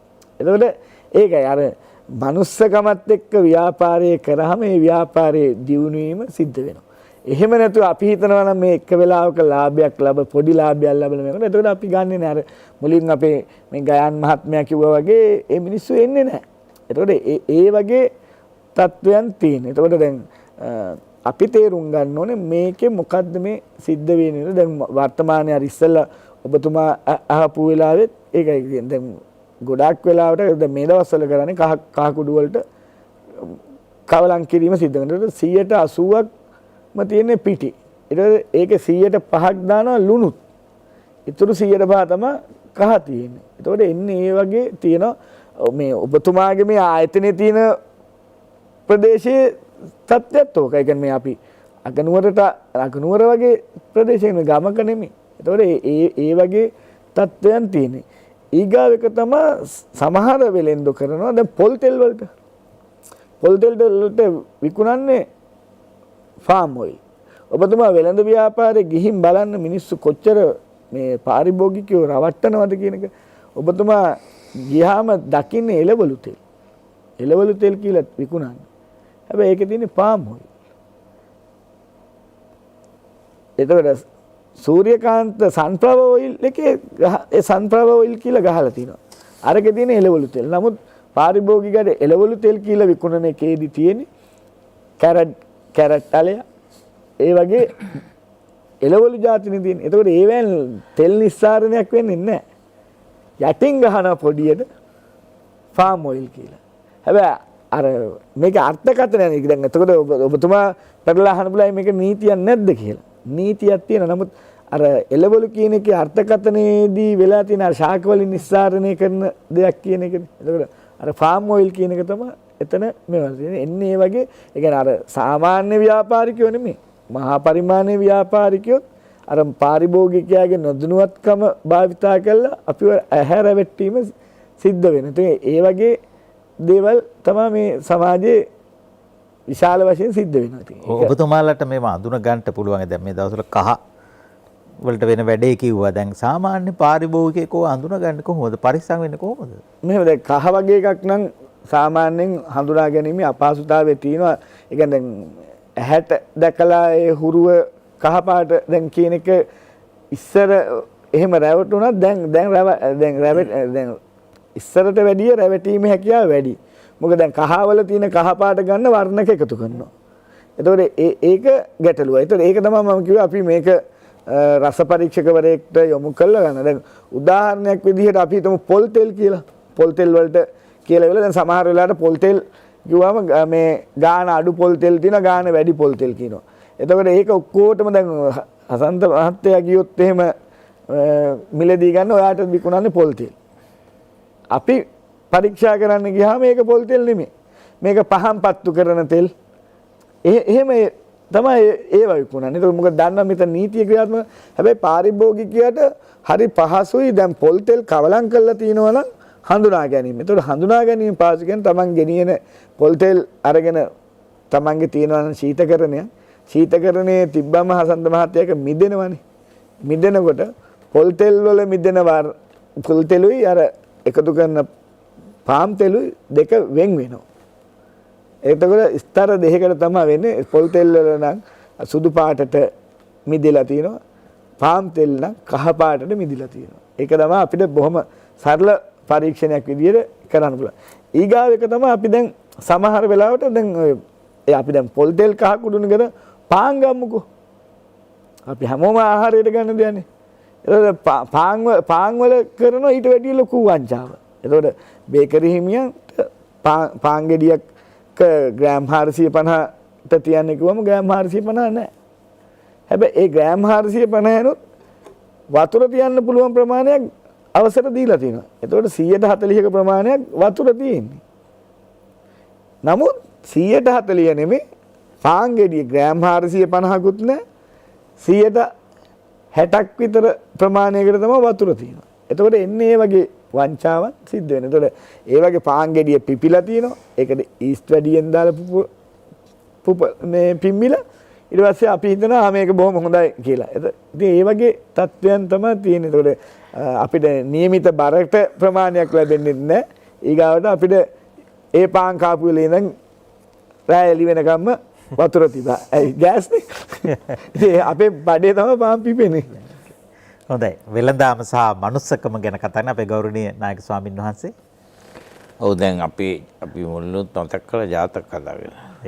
ඔය අතරේ මේ නියමාකාරයෙන් බුදුදහම අනුව වෙළඳාමක් වෙලෙන්දෙක් තමන්ගේ දියුණුවට හොඳ ව්‍යාපාරිකයෙක් වශයෙන් පිළිපැදිය යුතු ආකාරය ගැන කියන හොඳ සූත්‍රයක් තියෙනවා. පාපනික සූත්‍රය කියලා අංගුත්තර නිකායේ.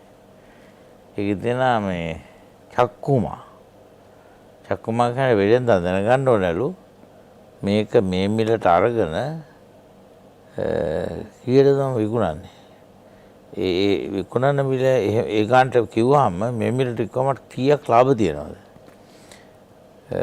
මේ ලාභේ යුක්තිසහගත ලාභයක්ද සාධාරණද කියලා චක්කුමා හොඳ සිහි නුවණින් දැකලා කරන්න ඕනේ වෙලදාම.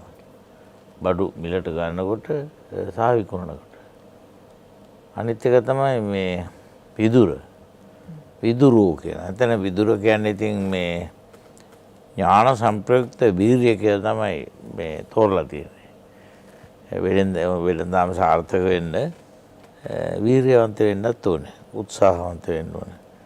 ඉතින් අලස විදිහට අර මහත්තයා කිව්වා මේ ජගන් මහත්තයා කිව්වා කොච්චරවත් කඩේ වහනවා.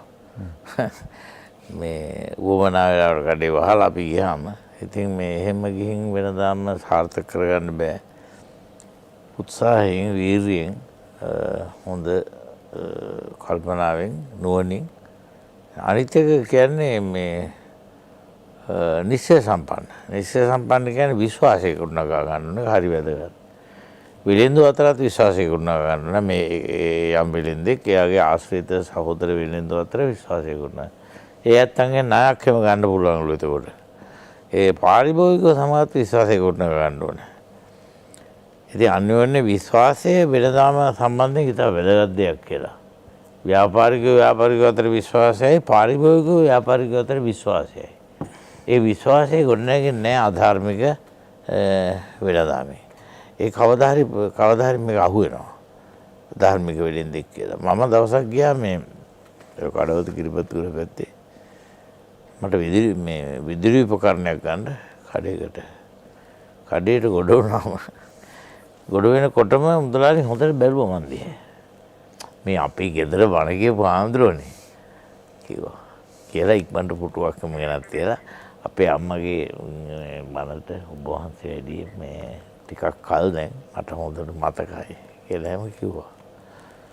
මං ඉතින් ගරම්මෙන් අහලා ආවා. ඒ වර්ගයේම මම තවත් කඩ කීපයකට ගියා.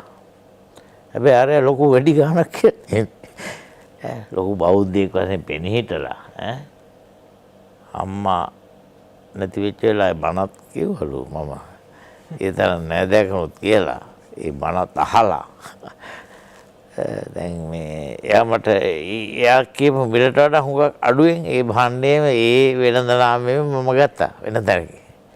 එතකොට දැන් පේනවා වංචාසහගත විදිහට මේ බඩු විකුණන්න භාණ්ඩ විකුණන්න මිනිස්සු රවට්ටනවා පාරිභෝගිකයෝ. එහෙම වෙලෙන්දොත් ඉන්නවා. දැන් එතන එහෙම ඒ නුවණ නෙවෙයි. ඒ නුවණ නෙවෙයි. ජක්කුමා කියන්නේ ඒ නුවණ නෙවෙයි. ඒකට උත්සාහයත් අනිත් පැත්තට පාවිච්චි කරන අය ඉන්නවා. ඒක නෙවෙයි විදුර කියන්නේ. ඉතින් මේ විදිහට පිළිවෙලකට වෙලඳන් එහෙම වෙලඳන් කිරීමෙන් පාපනික සූත්‍රය කියනවා නොලැබූ ආදායම් ලබන්නත් පුළුවන්. ලැබූ ආදායම් සුරක්ෂිත කරගන්නත් පුළුවන් කියලා. පාපනික සූත්‍රය කියනවා. නොලැබූ ලාභ ලබන්නත් පුළුවන්. ලැබූ ලාභ තව දියුණු කරගන්නත් පුළුවන් කියලා. ඒ වගේ ඉතින් වෙනදාම ධාර්මිකව කරනවා කියන්නේ සමහරව හිතනවා මේ කාලේව ධාර්මිකව වෙනදාම් කරන්න බෑ කියලා. කොයි රස්සාවක්වත් ඔය කියන තරම් ධාර්මිකව කරන්න බෑ අපි ජීවත් වෙන මේ කාලේ කියලා එහෙම හිතන කියන අය ඉන්නවා. ඉතින් බණ පොතේ නම් කියන සුජීවං අහිරි කියන කාගසූරේන දන් තිනා කියලා නේද? උඹලට හරි හම්බ කරගෙන කාලා බිල ජීවත් වෙන්න විතරද ඕනේ. මනුස්සකම එපාද, කරුණා මෛත්‍රිය එපාද, අම්මා තාත්තා එපාද, දෙවියෝ බුදුන් එපාද. එහෙනම් කපුටෙක් කියලා කියලා. එහෙනම් කාක්කගේ පාට් එක තමයි හොඳ කියලා. කාක දැබ දක්ෂ කපුටෙක්. ලෙඩ කාක්කෙක් නෙවෙයි. ලෙඩ කපුටෙක් නෙවෙයි. දක්ෂ කපුටෙක් කියන කොළඹ කාක්කෝ අතරත් ලෙඩ කාක්කෝ ඉන්නවා. කොළඹ කාක්කෝ තොක්කව දක්ෂ නැහැ. ඉතින් මේ කාක්කා මේ ගසා කෑමෙහි සූර කපුටෙක්. ධන්සිනා කියන්නේ ගහ කනවා. ගසා කෑමෙහි සූර කාක්කෙක් වෙන. කාක්කා මහා පාන්දරේ අවදි වෙන්නේ. අපේ පුතාලා අපේ වැඩිහිටියෝ අවදි වෙන්න ඉස්සර උගක් පාන්දර කාක්කා අවදි වෙනවා. උගක් පාන්දර අවදි වෙන්නේ මං හිතන්නේ ඈත දුර වැඩට යන්න නෑ. උගක් පාන්දර අවදි වෙන දූ පුතු ගැන හොයන්නේ නැහැ. දෙමව්පියෝ ගැන හොයන්නේ නැහැ.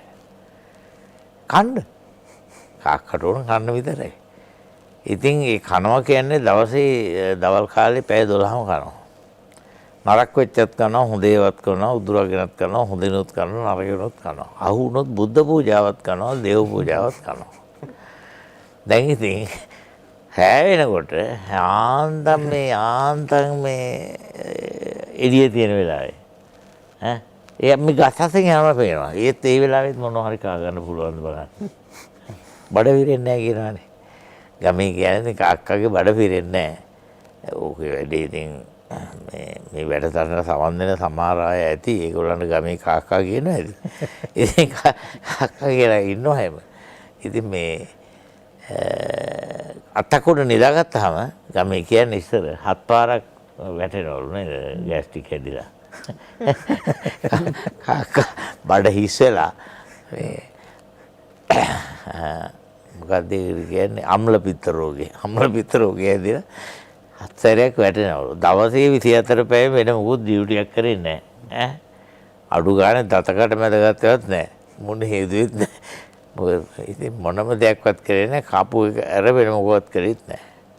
ඉතින් මේ ඒ වුණාට බඩ පිරලා නැහැ. ඉතින් ළඟින් තෙල් පාකටයක් දුන්නාම බඩ පිරනවා කියලා පරණ ගානවල කියනවා. ඉතින් ඒ වාගේ සුජීවන් හොඳින් උඹලාට ඕනේ කොහොම හරි ජීවත් වෙන්නද? එහෙනම් කපුටෙක් කියලා කියනවා. පරපොතේ. ඒතර මනුස්සකමක් ඕනේ නැහැ. තිරිසන් සතෙක්. කාක සූර්යේන ධම්සිනා ගුණධර්ම දවන්නෙක් වෙන්න කියලා. පක්ඛන්දිනා පගබ්බේන. පක්ඛන්දිනාගේ හොඳ තැන් වලින් පැනලා යනවා. හොඳ තැන් වලින් පැනලා යනවා. සමහර වෙලේ කූට මුදලායට බණ වලින් ඇති වැඩක් නැහැ. භාවනා වලින් ඇති වැඩකුත් නැහැ. බණ භාවනා වලින් ඇති වැඩක් නැහැ. ඒවා වළඳන්න බෑනේ, කන්න බෑනේ. ඉතින් මේ විකුණන්න බැරි දේවල් ඒවා වුනේ නැහැ. දරුවන් එළිසයි විකුණන්න බෑනේ කාටවත්. ඒ දිහා බලන්නේවත් නැහැ. හැ විකුණන්න බැරි මිලට ගත නොහැකි විකිණිය නොහැකි දේවල් ගැන උනන්දුවක් නැහැ. ඉතින් මේ ඒ හොඳ තැන් වලින් පැනලා යනවා. පගබ්බේන කියන්නේ දිව හැරිච්ච පැත්තට කතා කරනවා. ප්‍රගල්භයි. දිව හැරිච්ච පැත්තට කතා කරනවා. හරි බුහුටි හරි දක්ෂයි දිව හැරිච්ච පැත්තට කතා කරනවා. කපුට එහෙමනේ. දිව හැරිච්ච පැත්තට කතා කකුල කපේ හැබැයි ඉතින් ඔය කපුටන්ගේ තියෙනවා හොඳ ගතිගුණ ගන්න ආදර්ශයක් තියෙනවා කපුටන්ගේ. දැන් ඔය පාන්දරවදු වෙනක වුණත් අපිට ආදර්ශයක් එක අතකින්. ඒ ඇත්තන්ගේ කවුරු හරි නැති වුණාම ඉතින් විලාප කියලා කට්ටිය එකතු වෙලා දුක් වෙනවා. එයා කපුටගේ ගන්න දේවල් තියෙනවා. ඉතින් ඉතක් කිලිටි ජීවිතයක් එයාගත් සංකිලිට්ඨේන ජීවිතක්. කිලුටුයි ජීවිතේ කිලුටුයි. ඉතින් මේ ධාර්මික ඒතර ඊළඟට කියනවා හිරීම ලැජ්ජාව බයත් හරින්න ඕන. අහිරි කියන ලැජ්ජාවත් හරින්න ඕන. කපුටන්ට ලැජ්ජා නැහැ. දහස් ගණන් සෙනග ඉන්න දැන හිමින් රිංගලගෙන බුද්ධ පූජාව කරන කපුටට ලැජ්ජා නැහැ. ඉතින් වෙලෙන්දෙකුට උනත් ලැජ්ජ බය තියෙන්න ඕනේ. ගොවියෙකුට උනත් තියෙන්න ඕනේ. ඕනෑම මිනිසෙකුට පවට බය පවට ලැජ්ජාව තියෙන්න ඕනේ. වැරදි දෙයට. එහෙම උන් නැත්තම් තමයි ඉතින් අර අධාර්මික වෙලඳම නිර්වාණය වෙන්නේ. ඉතින් සුජීවන් අහිරි කියන කාකසූරියන දන්සිනා පක්ඛන්දිනා පගබ්බේන සංකිලිට්ඨේන ජීවිතං අනික් ගාතාවේ කියන ඔය ධම්මපදේ ඔය ගාථා දෙක තියෙනවා. හිරීමතාච දුජ්ජීවං. ලැජ්ජ බය ඇතුව ජීවත් වෙන එක අමාරුයි දුජ්ජීවං. දැන් මේ රිදි හොදන්න ඕනේ හරි කරදරයි. කාක්කට ඔය ප්‍රශ්න මොකුත් නැහැනේ. බලු කුක්කටත් නැව කැලණි විහාරෙත් ඉන්නවා නූල් පොටක් නැතුව. අපිට එහෙම නෙමෙයි. ඉතින් මේ රිදි හොදන්න ඕනේ. ඒවා ඉතින් මදින්න ඕනේ. ඉරුණාම් මහ ගන්න ඕනේ. දැන් කාලේ අලුත් මොස්තර වල පුරුදු වෙන්න ඕනේ. ඇඳුම් අලුත් මොස්තර තියලා. ඉතින් මේ හරි කරදරයි මේ වැඩේ. මේ ලැජ්ජ බයතෝ ජීවත් වෙන්න නම් වස්ත්‍ර වායිදා කරන්න බෑ. ඒ කරදරයි වැඩේ. හොරහතුරන්ගෙන් පරිස්සම් කරගන්න ඕනේ වටිනා ඇඳුම්. ඉතින් හිරීමතාද දුජ්ජීවං. මොකට මම ඇහුවා අපවත් වුණා අපේ මේ සෝවිත හාමුදුරුවෝ. මාදුලයි සෝවිත හාමුදුරුවෝ කරපු ධර්ම දේශනාවක ඔය ගැන කිව්වා මේ දැහැමින් ජීවත් වීමේ දුෂ්කරතාවයේ ඔය මේ ලැජ්ජ බය තු මඤ්ඤොක්කා කන්න කෙනෙකුට ඕන නම් ක්‍රම දෙකක් තියෙනවා. ඒ ධර්ම දේශනාව කිව්වා. එකක් තමයි මේ මඤ්ඤොක්කා ලී ටිකක් කාගෙන් හරි ඉල්ලගෙන ඒවා පුංචියට කපලා අඩියට දෙකට කෙලින් අතට හිටවලා පස් දාලා එලිපිලි කරලා උදුරු ගාලා ඉතින් හරි කරදරයි මේ වැඩි. ඉතින් අල වහිනකම් මලන් ඉඳලා ඉතින් අල වහින අතරේ කෙලි වැහුනොත් ඒවත් සුද්ධ පවිත්‍ර කරලා වෙන්නෝ ඇස්සොත් වතුර ටිකක් දාලා හරහල ගලවන්න ඕනේ මාස ගානක් ගිහිල්ලා. 3 මාසේ ආයෙ මාසේ 10 මාසේ මඤ්ඤොක්කා තියෙනවා. ගලවන් ගිහිල්ලා ඉතින් ඒක අල හොදලා පොත් ඇරලා හොදලා හට්ටියකට දාලා ලිපෙන් තියලා ඉන්දර දාලා හරි කරදරයි. පොල් ටිකක් හරි ගාගෙන එහෙම කන්න ඕනේ. ලේසි ක්‍රමයකුත් තියෙනවා. දැන් මේ බණ අහලා යන ගමන් ඔය ඇත්තෝ කොහේ හරි ගෙදරක තැම්බිච්ච වඤ්ඤෝක හැඩියක් කුස්සිය පැත්තෙන් ගිහලා උස්සගෙන ගියා නම් ඒකත් කැහේ. ඒක කපුටගේ ක්‍රමය ඒක. ඒක ක්‍රමයක මනුස්සයෙක් ක්‍රමේ නෙවෙයි. ඉතින් අර මේ දාජයන් ගාම්මත් එක්කුවා අර මේ උත්හාන විරියාදිගතේ උත්සාහයෙන් වීර්යෙන් බාහුබලය යොදවලා විශේෂ මහන්සියලා යුක්ති ධර්මයෙන් මිනිස්සු හරියම්බ කරන්න ඕනේ. අර කපුටු වගේ ජීවත් නොවි. ඉතින් අතන කියනවා හිරීමන්තා දුජ්ජීවං නිච්ඡං සුචි ගවේසිනෝ. ඉතින් මේ බොරු අලි මේ ඒක දුෂ්කරයි හැබැයි ජීවිතේ. හරි කැපකිරීමක් කරන්න වෙනවා ධාර්මික වෙළඳාමේදී, යුක්තිසහගත වෙළඳාමේදී, සාධාරණ වෙළඳාමේදී. මනුස්සකම රැක ගන්න. මනුස්සකම රැකගෙන හොඳ වෙලෙන්දෙක් වෙන්න, හැබෑ වෙලෙන්දෙක් වෙන්න. සමාජ හිතකාමී පාරිභෝගිකයන්ට ආදරය ඇති වෙලෙන්දෙක් වෙන්න. ඉතින් මේ කාලේ නොඑක් දැන් අපි ජීවත් වෙන මේ කාලේ මේ හුඟක් දුරට හැම දෙයක්ම වාගේ වාණිජවාදී වෙලා තියෙන්නේ. මේ මූල්‍ය කේන්ද්‍රීය සමාජයක් නේ අපි ඇත්තටම අද ඉන්නේ. හැම දෙයකම මූල්‍යෙම මේ වටිනාකම බලනවා. එහෙම වෙනකොට ඉතින් මේ මිනිස්සුන්ගේ මනුස්සකම් හුඟක් පිරියනවා. මනුස්සකම් වල මුදල් මේ වටිනාකම වටිනාකමක් නෑ. ඊට වඩා කියලා ඒ වටිනාකම.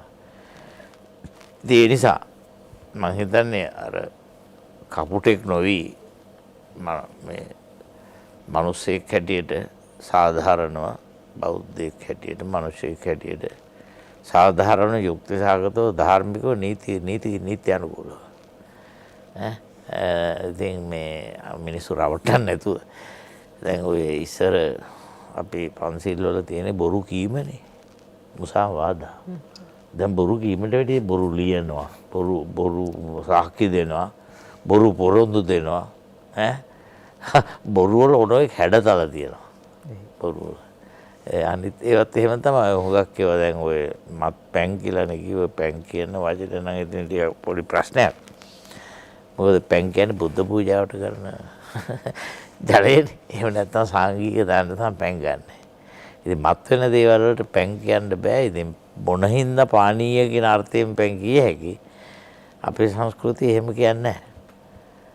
ඉතින් මේ ඔය තැන් වල ගැටලු තියෙන අනිත් එක දැන් ඔය මත් පැන් කියන එක මදිනේ. පැන් වලට වැඩි දේවල් දැන් තියෙනවානේ. මදි. බොරු කීම කියන එකත් මදි වෙලා දැන් තියෙන්නේ. බොරු කිරීම උගත් තියෙන්නේ. ඉතින් මේ ඉතින් වෙලෙන්දෙක් එහෙම බොරු නොකර සාවාදීන් මිනිස්සු රවට්ටන්නෙත් නැතුව බොරු නොකර කුහකකම් කරන්නෙත් නැතුව ව්‍යාජ භාණ්ඩ විකිණීම ආදී කූට ව්‍යාපාර වලින් තොරව වෙළඳාම් කිරීම තමයි බුද්ධ ආගම බලාපොරොත්තු වෙන්නේ. වෙළඳාම ගිහියාට සුදුසු ධාර්මික රැකියාවක් හැටියට පිළිඅරගෙන තියෙනවා. අපිට අමතුම් කීපයක් තියෙනවා. අයිබෝවන්. අයිබෝවන්. කතා කරන්න. හසන්ත මහත්මයා මම රෝහිණී. බත්තර මුල්ලෙන්. මට ඇත්තටම කියන්න ඕනේ මේ දොරමඩලාව වැඩසටහනින් මම නම් හොඳම දෙයක් මේ ගෘහණියක් හැටියට හොඳම අදහස් ටිකක් ගත්තා. ඇත්තටම දැන් මට හිතෙනවා මේ පොල් තෙල් ටික ගෙදර හින්දෝ ගත්තා නම් හොඳයි. මේ ඔබලාගෙන් අහලා කියන්නේ පිටින් අපි දැනගත්තත් ඔබතුමන්ලාගෙන් මේ කතා බහේදී දැනගත්තාම මේක හරියට පපුවට වදින විදිහට ඔබතුමන්ලා ඒ ආචාර්යවරු ගෙනහල්ලා ඔබතුමාගේ මේ වැඩසටහන ඉතාමත්ම හොඳින් ගෙනියනවා. සමහර මාධ්‍යවලත් මම බලලා තියෙනවා නිකන් එයාලා කියනවා මේ වසවිස කණ්ඩ නම් එපා කියලා. නමුත් ඒගොල්ලොත් වසවිස ඇඟට දාගෙන පුළුන් ගෙඩි වගේ බෝල වගේ ඇවිල්ලා ඉස්සරහට ඇවිල්ලා කියනවා මට ඇත්තටම ලැජ්ජයි වෙලාවකට මේ මමත් වැඩිහිටියෙක් හැටියට මේ වැඩසටහන් කරනකොට ඒවා දකින්නකොටත් hina යනවා. කියන්නේ මේ ඒගොල්ලොත් වසවිස දාගෙන ඒගොල්ලොත් අර ඇපල් ගෙඩි වගේ ලස්සන වෙලා මාධ්‍ය ඇවිල්ලා කතා කරනවා. මේවා නිකන් මිනිසුන්ට පෙන්නනකොට ඒ කතා කරනකොට අපි අර ඔයා දෙනු පරහට තමා සම්මතෙහි පිටා සිටගෙනනේ. දැන් ඒ වගේ මෙයාලා මේ අපිට කියනවා. නමුත් කියනකොට අපිට පේනවා මේගොල්ලෝ ඊට වැඩිය විසක් ඇඟේ දවටගෙන තමයි මේ අඹ ගෙඩියට ගහන්න එපා. අඹ ගෙඩිය මේ විදලා තියෙන්නේ කියනවා. නමුත් මේ වැඩසටහන එහෙම නෙමෙයි. ඇත්තටම මේක නම් ඉතාමත්ම හොඳ වටිනාම වැඩසටහනක්. හරිම සතුටුයි මේ වැඩසටහන ඇත්තටම බලලා අපිට හිතට ගන්න හොඳ අදහස් තියෙනවා. හොඳ දේවල් අපිට කරගන්න අපේ දරුවන්ට අපිට හොඳ දේවල් දෙන්න. අපේ ඇත්තටම දරුවෝනේ අපිට අනාගත පරපුර අපි මේ ලෙඩක් දුකක් නැතුව නේද මේ දැන් කන බොනේ වෑන් පිළිකා ඒ වගේ රෝග හරියට මේ ව්‍යාප්ත වෙලා තියෙනවා. ඉතින් ඇත්තටම මේ වැඩසටහන බලනකොට මේ ඇත්තටම මේ ඔබතුන් එක්ක මේ කරන සාකච්ඡා වලින් අපිට ගන්න හොඳටම මේ හොඳ දේවල් තියෙනවා. හොඳයි. හරිම සතුටුයි. හොඳයි. හොඳයි බොහොම ස්තුතියි. තවත් ඇමතුමක් තියෙනවා අයිබෝන්. අයිබෝන් සත්මාත්මනින් ගෞරවනීය ස්වාමීන් වහන්සේ ඇතුළු විද්වත් මණ්ඩලයේ අවසරයි. මම තිස්ස සෙනවිරත්න රාජගිරින්. මේ මාතෘකාවේ තියෙන ගැටලුව තුළම විසඳුමක් තියෙනවා. එතකොට මේකෙන් අපේ රට ගැලපෙන වෙළඳ ව්‍යුහයක් සැකසීම කියන යෝධ වගකීම අවධාරණය කරන මාතෘකාවක්. ඒකම සාධාරණ වෙළඳාම තාක්ෂණීය නිර්මාණශීලීව හැසිරීම තුළින් සිදු කළ හැකි දෙයක්. එතකොට මේකේ වගකීම කාගේද? මේක කරන්නේ කොහොමද? මම මේ කතා කරන්නේ මේ පිළිබඳව සංවර්ධන පරීක්ෂණමය කටයුතු වල යෙදිච්ච ශ්‍රී ලංකා විද්‍යාත්මක සේවාවේ නිලධාරියෙක් හැටියට මේ දෙස් විදෙස් සම්බන්ධතා සහිතව අපේ රටට ගැළපෙන සම්පත් ආශ්‍රිත නිෂ්පාදන වෙළඳාම සහ ගුරු වෘත්තිය දැනුවත් කිරීම රාජ්‍ය සේවයේ ඒකාබද්ධ ශිල්පීයමය නායකත්වයක් ක්‍රියාත්මක කරවන්න ආකෘතීන් හදලා දෙන්න පුළුවන්. එතකොට මේ නිෂ්පාදකයා සහ පාරිභෝගිකයා අතර ඉන්න මේ වෙලෙන්දා සහ ඒ අතර ඉන්න ගොඩක් කට්ටිය තුලින් නිෂ්පාදනයේ ගුණාත්මය වැඩි නොකර ලාභ ලැබීමේ ක්‍රමවේදය තමයි අපිට තියෙන ප්‍රශ්නේ. එතකොට ඒකෙදි මේ අපේ රට ගැලපෙන පොඩි ප්‍රමාණය නිෂ්පාදනය කරන සුළු පරිමාණීය නිෂ්පාදකයන් ස්වයං රැකියා ව්‍යාපාරිකයන් ගොඩක් හදපුවම අර අතරමැදියොත් ගොඩක් අඩු වෙනවා. නිෂ්පාදකයා සහ පාරිභෝගිකයා අතර තියෙන සම්බන්ධතාවයත් වැඩි වෙනවා. වැඩි ව්‍යාපාරික අවස්ථා ගන්නකුත් වෙනවා. නිෂ්පාදන විවිධාංගීකරණයකුත් වෙනවා. ඒක තව නිර්මාණශීලීව අපේ දැනුම මේ කර්මාන්තයේ තියෙන දැනුම අනලස්ව වීරයෙන් සහ බුදුදහමට අනුව සාධාරණ වෙළඳාමක් කරන්න රාජ්‍ය අනුග්‍රහ ඉතාම අවශ්‍යතාවයක් බව මේ වැඩසටහන තුලින් ගන්න තියෙන කරුණේ ප්‍රධානම කරුණ හැටියට මම හිතනවා. හොඳයි. බොහොම ස්තුතියි. මට අවසර දෙන්න පාලක මැදට යන්න පණිවිඩ කීපයක් සදා ඊපස්සේ අපි ආයෙත් කතා කරමු.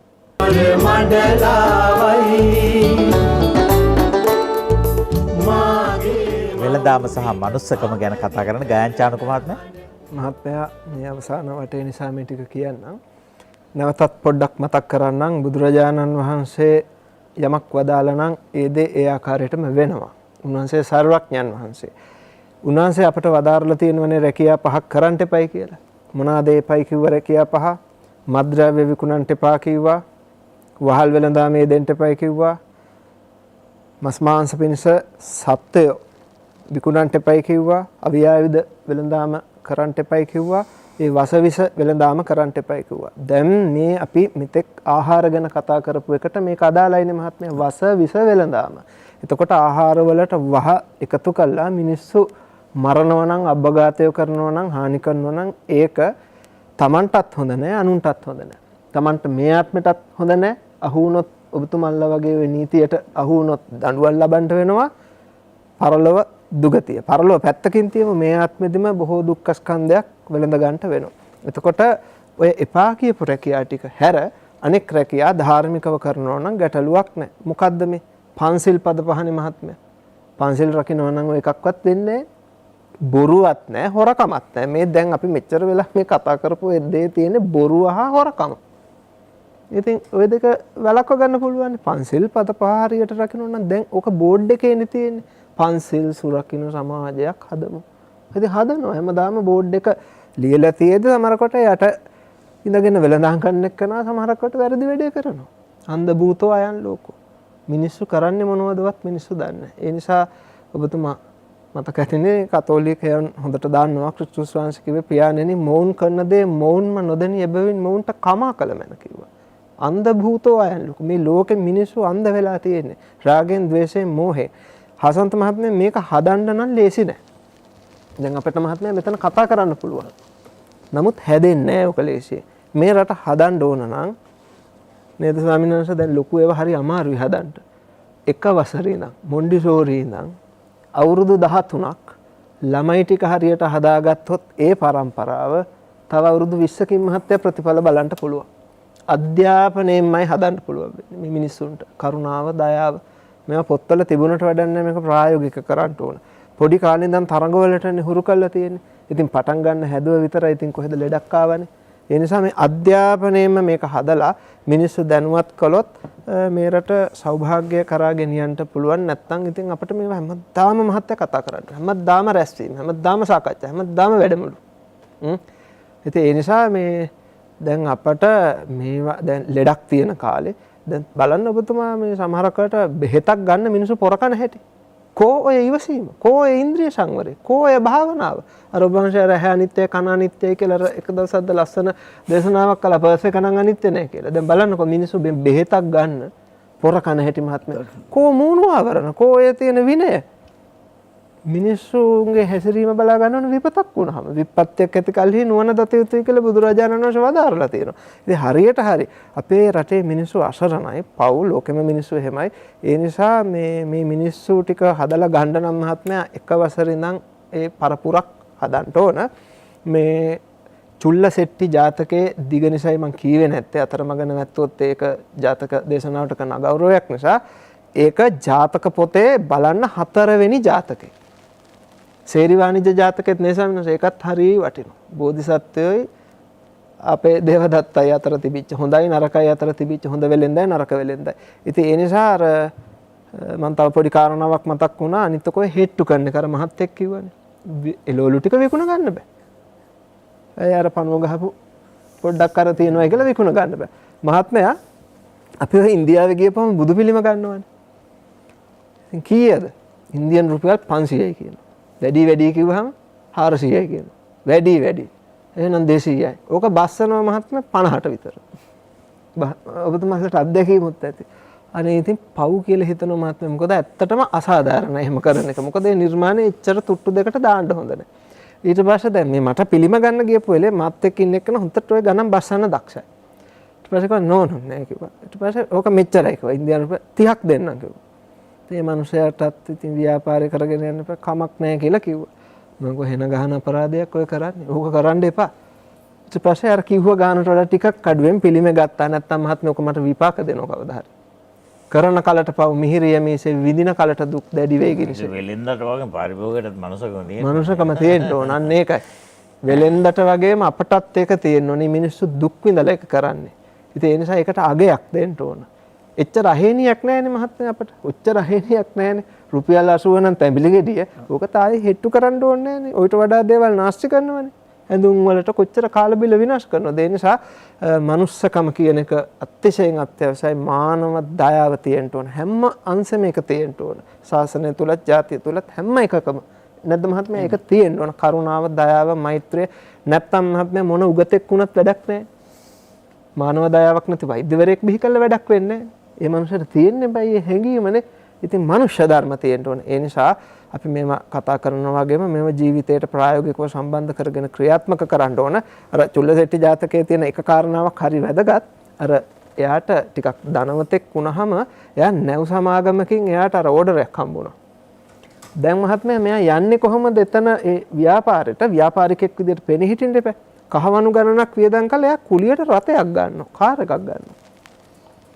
මතකයිනේ අමරෙත් එන. ඊපස්සේ හොඳට ආභරණ වලින් සැරසිලා ඇඳුම් වලින් සැරසිලා පිරිස පිරිවරාගෙන යන්නේ අර ගාඩ් එකත් එක්ක. දැන් මම ත්‍රිවිල් එකක දේශනාවකට බණ කියන්න ගියොත් මම ගණන් ගන්නෑ. හොඳ වාහනයක හම් යන්න ඕනේ. එතකොට තමයි සමහරක් වෙලට ඇවිල්ලා දොරත් අරිනවා සමහරක් වෙලාවට. මිනිස්සෙට බාහිර ස්වරූපේ වැදගත්.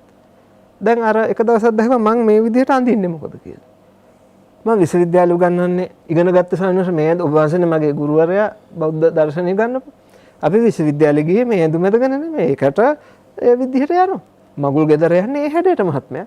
මම මෙතන නියෝජනය කරන්නේ බෞද්ධයෝ සහ බුදුරජාණන් වහන්සේ නිසා උපාසකයෙකුට ගැළපෙන විදිහේ සුදු පාටට ඒ ඇඳුම ඇඳ විලිවැහෙන්න. එතකොට මේක වැරද්දක් නෑ. එතකොට අපි තැනේ හැටියට ඒක කටයුතු කරනවා. අන්න ඒ වගේ මේ තත් අපි තේරුම් ගන්න ඕන. ඉතින් අර වාහනයකින් ගියා ගිහිල්ල ඉවරලා ගාඩ් එක පිරිවරාගෙන හිටියේ. එතකොට අර තත්වයක් තියෙනවනේ. එතකොට අර වෙලෙන්දෙක් වුණාම යාට තැනක් තියෙන්න ඕන. තුට්ටු දෙකට දාන්න හොඳ නැහැ. ඊට පස්සේ මේ මොකද උනේ අර මේ ආරක්ෂක මුර කපොල්ල හරහා තමයි ගියේ. එතකොට ටිකක් අමුත්තක් තියෙනවනේ මහත්මයා. අර ගාඩ් එක හරහා යනකොට ටිකක් තියෙනවා. දැන් ඔය ඔබතුමාම කල්පනා කරන දන්ත ධාතුන් වහන්සේ උනත් අපට මෙතන මේ ආසනයක් උඩ තැම්පත් කරලා තියන්න පුළුවන්.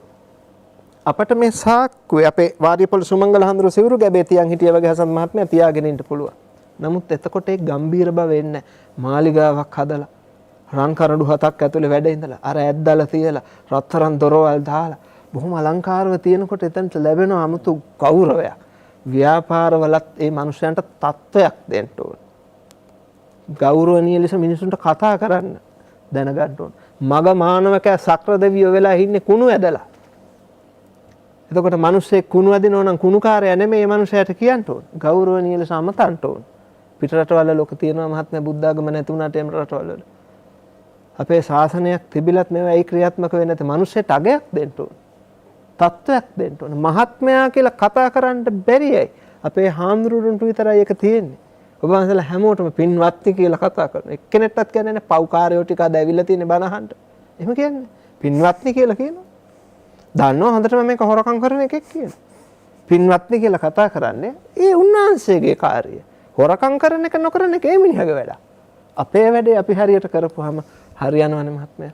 හොරකම් කරන්න එන මිනිහත් බුදුබණ අහලා සෝවන් වෙච්ච සමාජයක්නේ. ඒ නිසා අපි අපේ යුතුයකම හරියට කරනවා නම් අනුන් ගැන ඕනේ. අපි අපේ දේ හරියට කරමු. එතකොට ලෝකේ සකස් වෙන වෙලඳාමක් තියෙනවා, මනුෂ්‍යකමක් තියෙනවා.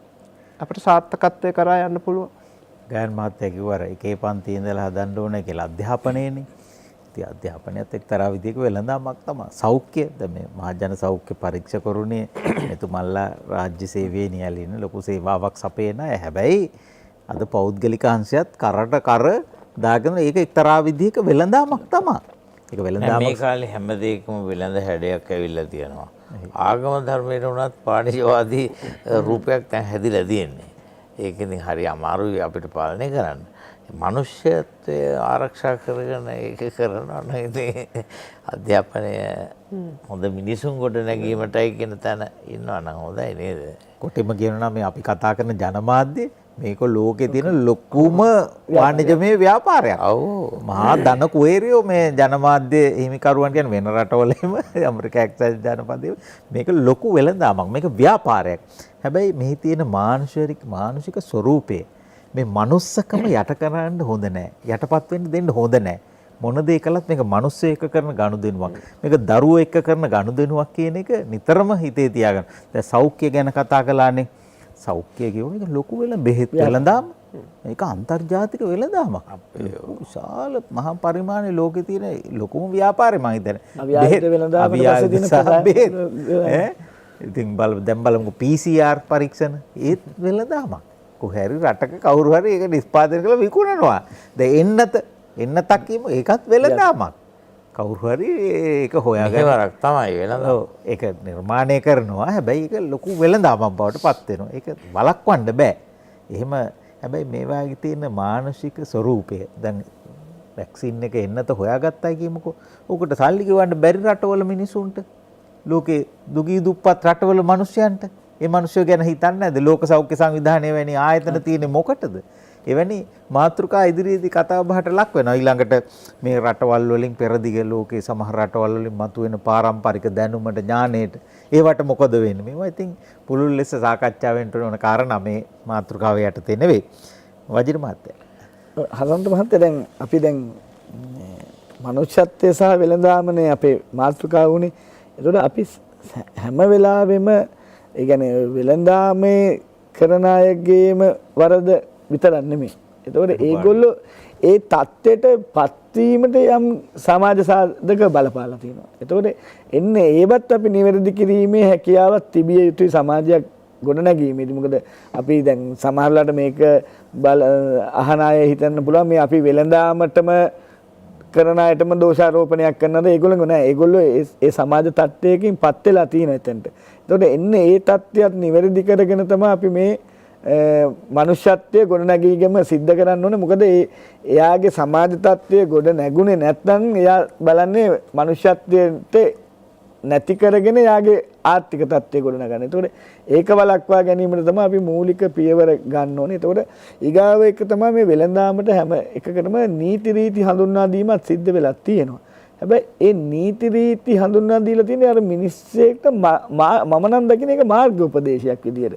ඒතකොට ඒගොල්ලෝ ඒ කියන්නේ ඒ නීතියෙන් හදනවට වැඩිය මේ පුද්ගලයන්ට අවබෝධයක් එන්න ඕනේ මේක කොහොමද කරන්නේ, මේ මනුෂ්‍යත්වයේ වර්ධනය කරගන්න ඒක භාවිතයේ කෙසේ සිදුවිය යුතුද ඒ පිළිබඳව අවබෝධයක් දෙන්න ඕනේ. එහෙම අවබෝධයක් නොදී අපි මොන දේ කතා කරත් ඒක ගොඩ නැගෙන්නේ නැහැ. මොකද එයාගේ ආකල්පමය වෙනසක් වෙන්න ඕනේ. ඒතකොට එයාගේ සමාජ වටපිටාව දැන් අපේ මේ ගයන් මහත්තයක් කිව්වා වගේ දැන් වෙළඳාම කරන කෙනා බලන්නේ එයා කෙටි කාලිනව වෙළඳාම කළේ විලා අර සිටුවරයා වගේ මහා පරිමාණයේ තමන්ගේ ආර්ථිකයට දරන්න බැරි දේවල් කරන්න යන්නේ. එතකොට අර මනුෂ්‍යත්වය පැත්තක විසි වෙනවා. එතකොට එහෙම තත්ත්වයක් නෙමෙයි. යාට සමාජ අවබෝධයක් ඇති වෙන්න ඕනේ. එතකොට ඒක සිද්ධ වීමේදී ඊගාව හිතනවා තමන්ට පුළුවන් කාලෙදී ඇඟේ පත්තේ හයිය තියෙන කාලෙදී මොනම කූට වෙළඳාමක් කළා හරි හම්බ කළා අවසාන කාලෙදී තමයි පින් කරන්න යන්නේ.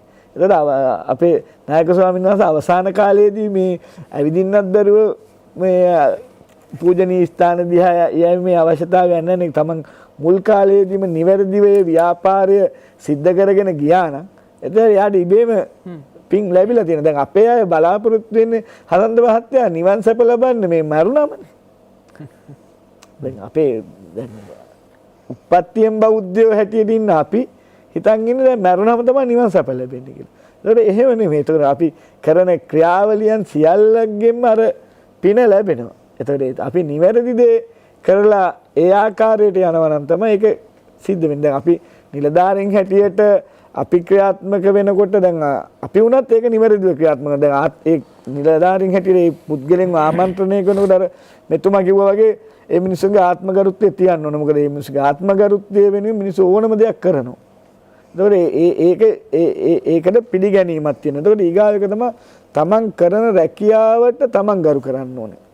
වෙළඳාමට එයාගේ රැකියාව වෙළඳාම නම් එයා ඒ රැකියාවට යම් කිසි ගරු කිරීමක් තියෙනවා නම් එයා කවදාකවත් ඒ ව්‍යාපාරයට වංචාවක් කරන්නේ නැහැ. දැන් ඒක තමයි මූලිකම දේ. ඔව් ඔබතුමා මේ වැඩසටහනට කැඳවන්නටත් විශේෂ හේතුවක් වුණේ මේවා නිදසුන් සහිතව දකින්නයින් අපේ සමාජයේ තියෙන හොඳ චාරිත්‍රයක් තමයි අපේ හොඳ හිත පෙන්නන හොඳ දෙයක් තමයි දැන් ආගන්තුක සත්කාරයේ තියෙන වතුර වීදුරුවක් අල්ලනවා හොඳ පිරිසුදු වතුර වීදුරුවක් අර ගෙදර තියෙන කලගෙඩියෙන් හරි කොහෙන් හරි ඒ පිරිසුදු වතුර වීදුරුව බොන්න බය නැහැ ගමේ ගෙදරක එහෙමනේ දෙන්නේ අද වතුර වීදුරුව බොන්න බයයි කඩේකට යන්නකො කොහේ හරි නගරක තියෙන කඩේක වතුර වීදුරුව බොන්න බයයි කවුරු හරි තුවාලයක් තියෙන ඇඟිල්ලක් දාගෙන ඉන්නේ මේ වතුර වීදුරු දෙකක් විතර හොම උසගෙන එනවා තියෙනවා ඊට පස්සේ කුස්තිය පැත්තට ගිහිල්ලා බලන්න ඕනේ කඩවල මේවල මම කියන්නේ මනුස්සකම කොහෙද තියෙන්නේ මේවා දකින්න අයනේ මේ මහජන සෞඛ්‍ය පරීක්ෂකවරු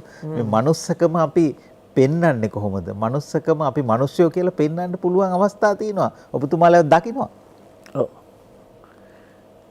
ඒක ඇත්තටම දැන් ඔබතුමා කියවන අර ව්‍යාපාර ආයතන දැන් හෝටලේ පිටිපස්ස බල ඒතකොට ඒ තත්වයෙන් එයා හිතනවා අර මුලින්ම අපේ මේ නායක හාමුදුරුවෝ මේ ගයන් මහත්මයාත් කිව්වාගේ එයා මේ දේ පාවිච්චි කරනවනේ.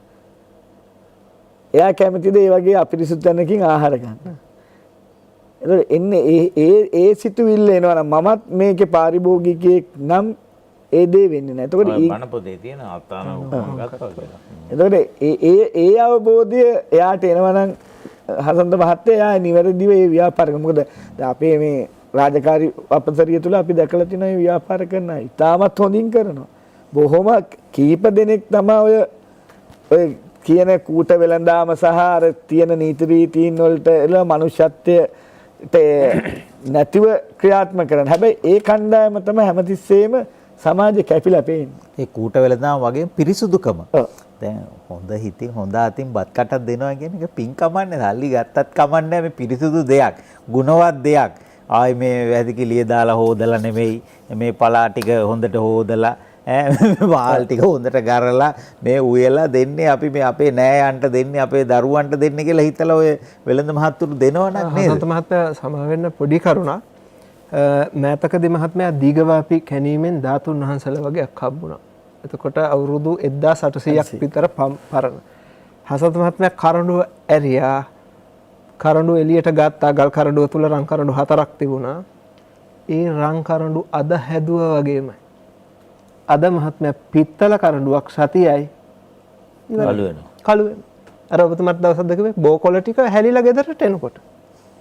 ඉතින් එහෙම තාත් බලන්න ප්‍රමිතිය ඒ මොකෝ බුදුහාමුදුරන්ට තිබිච්ච ගෞරවෙත් එක්ක එක හරියට කළා. මේ ඊටාම මේ ගිය සතියේට උඩින් සතියේ වෙච්ච කාරණාවක් ඕක ඊටාම ඇත කාලේ. ඒ නිසා අපේ පුරාණේ කොහොමද තිබුණේ? ගෞරවයයි අර ඒගොල්ලොන්ගේ රැකියාවට අවංක වුණා. දැන් ඒ රන් නිර්මාණකරුවා දැන් මෙතුමා කියපු විදිහට ඒක දැන් එයා එක බෞද්ධ බුද්ධාගම පිළිබඳ තියෙන බුදුරජාණන් වහන්සේ පිළිබඳ ගෞරවයක් තියෙනවා. ඒ අතරදී අර නිර්මාණකරුවා එයාගේ රැකියාවට අවංක වුණා. ඒකයි මම අර ඉල්ලීම කරේ මේ කරන වෙළඳාම කරන එක්කන තමන්ගේ වෙළඳාමට අවංක වෙන්න. තමන්ට අවංක වුණොත් අපිට මේ කතිකාවතත් එක්ක ව්‍යාපාර සහ අර මනුෂ්‍යත්වයේ තියෙන එක ගොඩ නගා ගැනීම හැකියාව ලැබෙනවා හසන්ත මහත්තයා. සමහර ගොවියෝ තමන්ට කණ්ඩ වෙනම වගා කර ගන්නවා. සමහර ආපන ශාලාවල තමන්ට කණ්ඩ වෙනම හදා ගන්නවා. ඒ ඉතින් පාරිභෝගිකයන්ට දෙන එකම තමන්ට කණ්ඩ බැරි. සමහර කෑම වර්ග තමන්ට වෙනම හදාගන්න මොකටද අරකම කන්න පුළුවන් වෙන්න එපායි. ඉතින් ඒක තමයි සත්භාවය කියලා කියන්නේ. මේ මං වගේම මිනිස්සෙකුට මේක දෙන්නේ.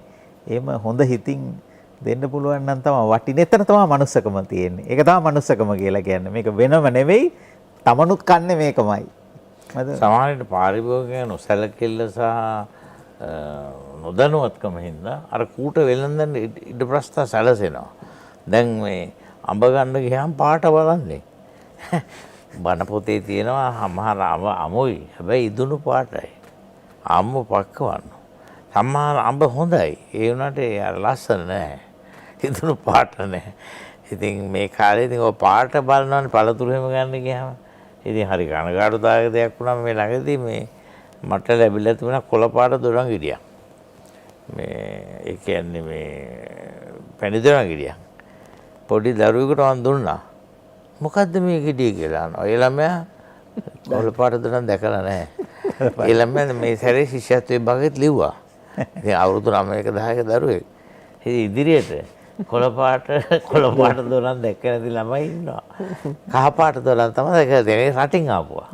ඒවට තමයි ඉල්ලුම තියෙන්නේ. වර්ණයට, රූපයට. ඉතින් ඒවා වෙළඳ පාවිච්චි කරනවා. ඒක පාරිභෝගික දැනගන්න ඕනේ. පාරිභෝගික දැනගන්න ඕනේ.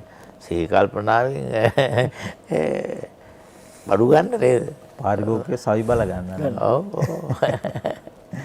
ඒක ජනමාධ්‍යයටත් තියෙන කාර්යභාරයක්. මේ වැඩසටහනත් ඒ කාර්යභාරයේ කොටසක් තමයි.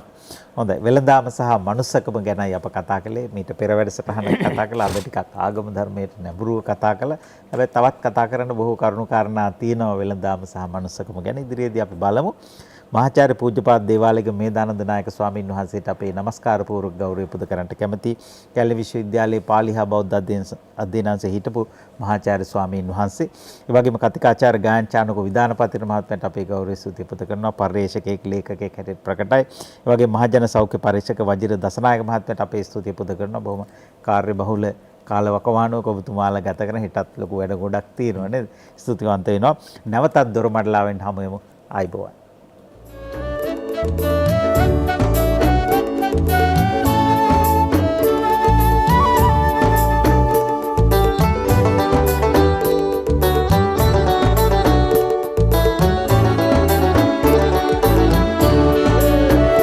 සිරිලක ඇසිදිසි සරසවි පින්දින දොරින් දොරට දොර මඩලාවයි